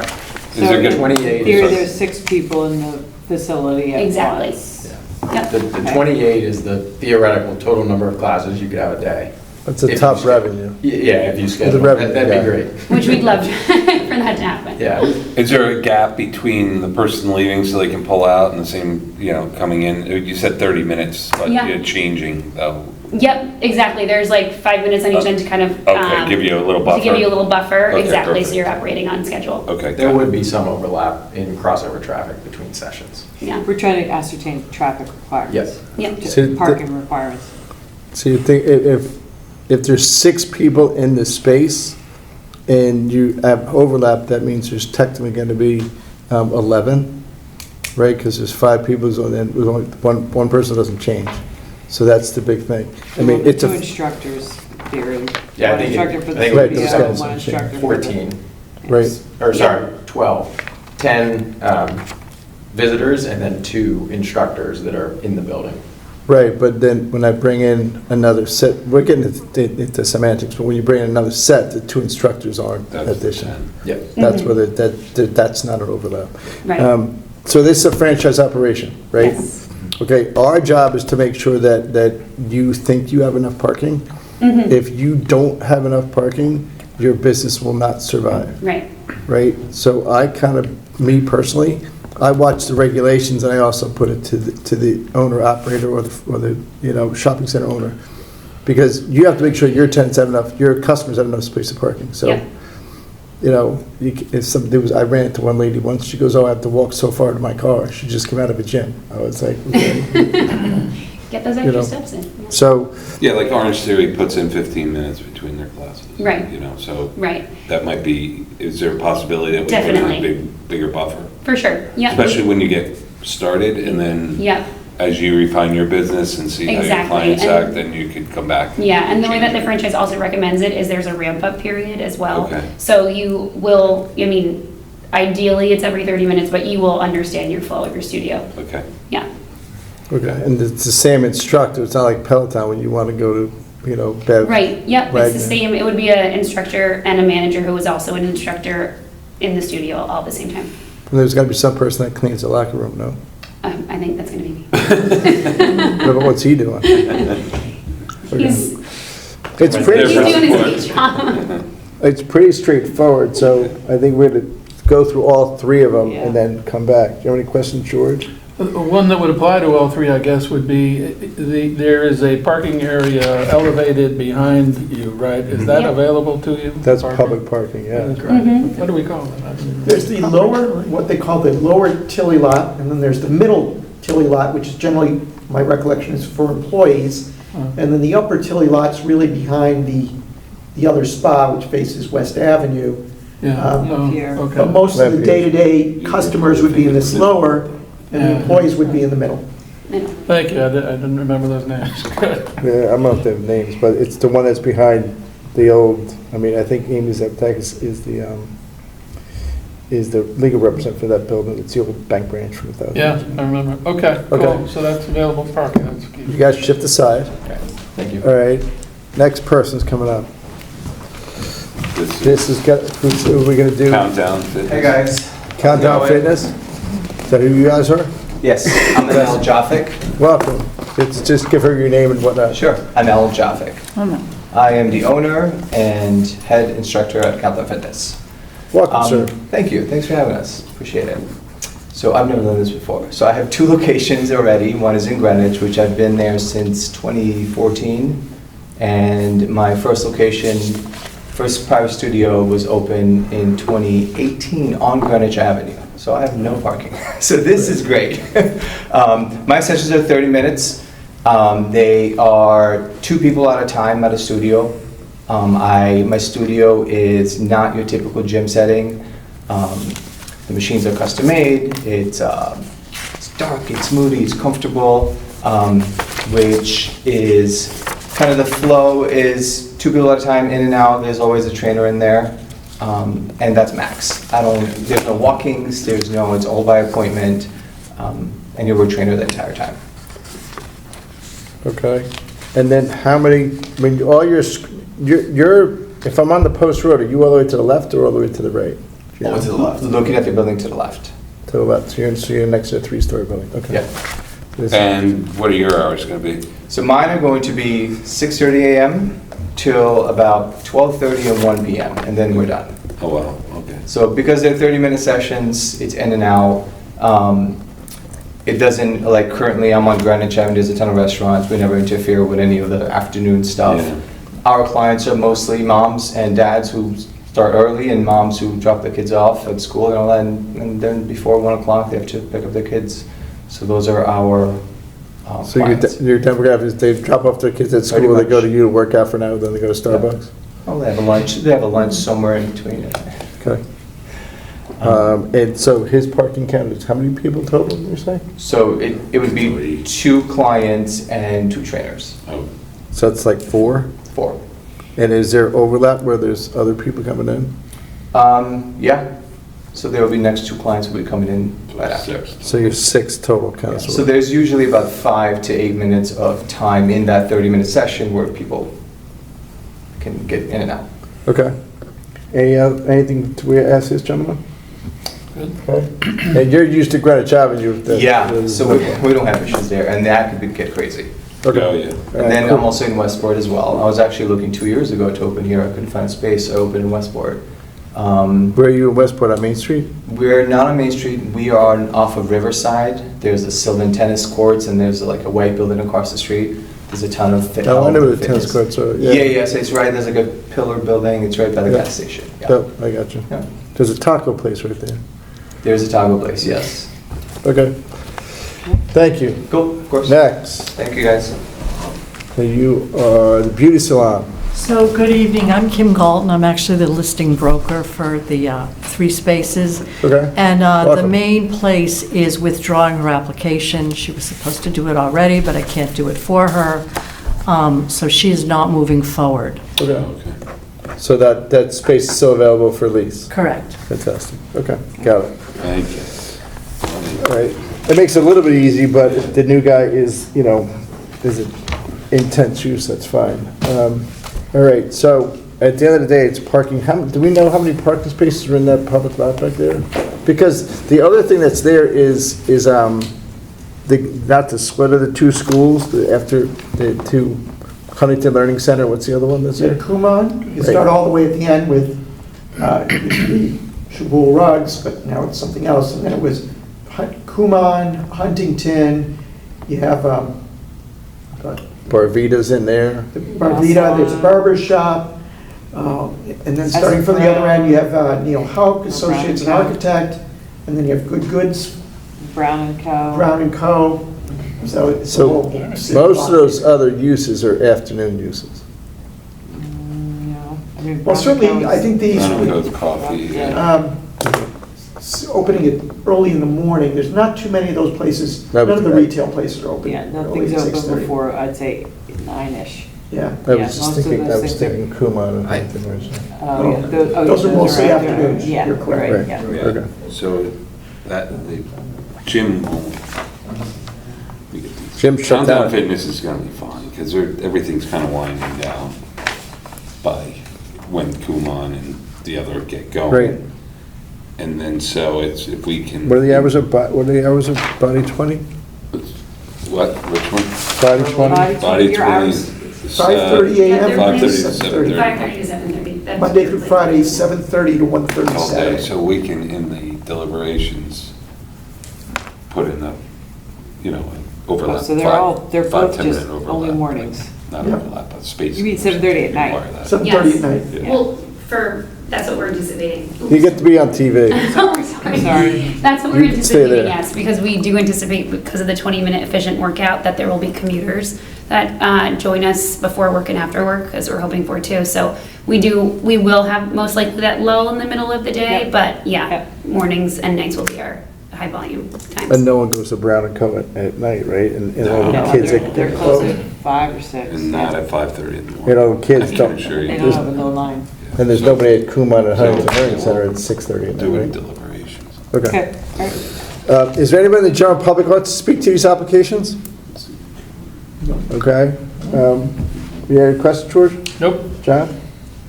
Amy? All right, who's in charge? Nobody's in charge? Okay. All right. So there's no last word. Motion to close? Yeah. John makes a motion. Looking for a second. All in favor? Okay, great. The hearing's closed. We'll deliberate this and get back to you. It kind of looks like it's pretty straightforward if I was a betting man. All right? Thank you very much. You're welcome. Good luck with Good your luck, business. everybody. Thank you so much. All right, that bangs out those things. All right, let's hit, I'm trying to get to that. yeah, I did that when I was in PT with Well, my I did shoulder. that in PT too. All right, so we're close to the end. It'll work out. We're going back to the general meeting. Next item on the agenda is mandatory referral number 1-2026, also known as PL 26-76. 2 Rancho Avenue, request for a report regarding the extension of Darien Arts Center lease from June 2026 through June 2036 under Connecticut General Statute 8-24. In our pockets, we got a draft of the report that we asked Jeremy and staff to write. Any questions, comments, typos, scrivener's errors on this thing? No. Can I get a motion to approve as submitted? George makes a motion, John makes a second. All in favor? 4-0. Got it. Approved. Next item on the agenda is deliberation only on public hearings closed on May 26th. Do you guys want to deliberate these three fitness studio things? Yeah. Yeah? Any questions on this? Yeah, let's just get it all. Any questions, comments on the fitness, on the? So just to be clear, your special permit 125, special permit 3, I'm sorry. So we're gonna do that, I'll read them back in, I'll read the first sentence on all of them. All right, I'm gonna read the first sentence on each of those. We're going to deliberate special permit application number 347, also known as PL 26-65, Body 20 Darien at 873 Boston Post Road. We're also going to deliberate special permit application number 347A as an Apple, also known as PL 26-60 Countdown Fitness at 873 Boston Post Road. The last one was withdrawn. So we have Countdown Fitness and Body 20. So I would just recommend in the Body 20 that you just ask her to put 10-minute Yeah. buffers between Yeah. her appointments. Because I go to those parking lots periodically, It and gets busy, right? there's not many open spots. I mean, up above probably there Yeah. are, right? Yeah, up above, but. And have employees park up above too. Yep, I think that's where. That can get crowded. Yeah, I That lot agree. can get crowded. And with having all those people and then a double with overlap. Why don't we do it for both of them? Actually, ask them for a 10-minute just spacing between. I'm just curious why the landlord is not Not here. having an anti-competitive, Yeah. the same use lease. That usually a tenant does that. Yeah, I'm just, Wait, I'm sorry. What? And a lot of times in leases, if you're doing a lease in a shopping center with Burger King, you're not allowed to have But I McDonald's. think these are pretty different. Yeah. One is workout equipment. One's getting zapped. Okay, so we're going to instruct staff to write up approvals of these two applications. Just be cognizant of the spacing, and in the resolution, I would just make a note of the public parking lots that are nearby. Got it. You know, the commission considers that, that there's 6 public parking lots. I feel like this is, remember the applications that came up on the Boston Post Road, right next to the Houlihan Lawrence building, and it was just like the last guy with the musical chairs, it was like, okay, there's no parking left for you. Right, exactly.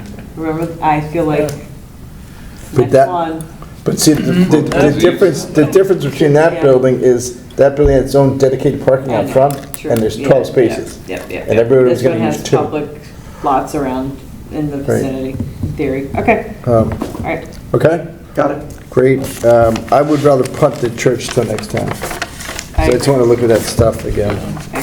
On that stuff. Approve of minutes. Wasn't there one more then?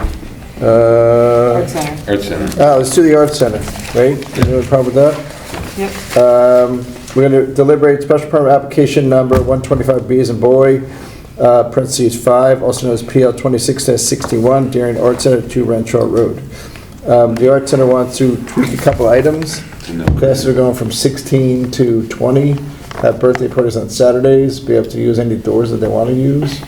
I just note they did just renegotiate a lease with the first selectman's office and town administrator, right? So I think part of that negotiation was limiting kind of use that worked here in town hall, so. I'm And how long is that lease? 10 years. 10 years. It is. The town hall will not be open for definitively on Fridays for the next 10 years? I would. If it is the case and they line up, then we don't need to add. When you say lease, you mean? Meaning their, the. A lease. She means a lease. Their lease with the art center. Yeah, that's for 10 years, but what's the contract for town employees? It's interesting because the. You want to work on Fridays, don't you? So do you. Not that I want you guys to have to work so hard on What's Fridays, but. interesting is, without going into too much detail, the change in hours, my recollection was not dictated by a union contract. It was something that was discussed with the union, but the town believed that it had the right to adjust the hours. I thought Okay. that was Jamie Stevenson's brainchild. I just think we just need to have something in Yeah, there no, you're that right, because allows it could the- change back for any Yeah. reason at all. Yeah, just put a little disclaimer in. Yeah, I think there's, and I think the Art Center's sensitive to that. Okay. They're aware that, you know, They have to Yeah, act work together. synergistically with, it's in their best interest as well. but yeah, it's, you know, So whatever the Art Center wants. that's one of the great public-private partnerships in town. Yeah, Yeah. that's for sure. We punted the Episcopal Church, we did the Art Center, we did everything, so we did everything we could have, all right? Yep. Next, approval of minutes, we have minutes in our packet from May 5th. I was not at the, And John at wasn't that here. date. John And C. wasn't. Do you want to punt those? let's as well? punt those, because the only one we have is Riley and Barsanti, they were Yeah. there, so we'll punt those. Next item up for bids, Chairman's report. The only thing that I wanted to say is that Heights Corner, the newest thing that we approved, is starting construction, they're moving dirt, but they haven't dug the hole yet. So that's moving forward. The moratorium that we passed, I guess a month ago, about, went into effect on May 11th, on a Sunday, May 12th on a Sunday. There was never any comments prior to that. So that's full force in effect. And then 2 Squab Lane, which we approved last week for that new tenant, is under construction. And they got all their building permits and whatnot to do the roof, the front porch. And a stairway. And the stairway. So that's all copacetic, and that's supposed to be just an interior renovation Some cleaning up outside. and some Yeah. cleaning up See that, outside, yeah. which we put in the resolution that kind of sort of binds the landlord. So wait, they started the outdoor work already? I Yeah, saw that the Yeah. old the stairs front gone. porch is gone. Yeah, Yeah, they ripped the whole front of the porch off the building. This is monumental. I know it is. So I think that's all good, it's gonna look good, the new roof on it and a nice coat of paint. Director's report, anything, Jeremy? Nothing. All right, upcoming meeting is, we have next week off? No, we have next week on, that's June 2nd. Next week, June 2nd, nothing eventful. June 9th, nothing eventful. So we got 2 relatively quiet meetings coming up. Could they be combined? Well, I think we have 1 or 2 public hearings on Okay. each night, Okay. because originally we're like, oh, that would be, but Just to I ship still have sale. 2 short meetings. Okay. Second, I will not be here. Correct, which is next week. Wedding plans? I will be up there second, and then Good for you. the 16th, I will also be up. Got it. Good. All right, Or with the that, 23rd. any other business, we're good? We're good? Good. And then I would expect a motion to adjourn from a Mr. Sini. Mr. Sini makes a motion to adjourn. George, Amy Barsanti is making a second, all in favor? George said aye also. I All right. did, yes. We're not- I Got it. even waved. George's got the second. Thank you. Karen said aye.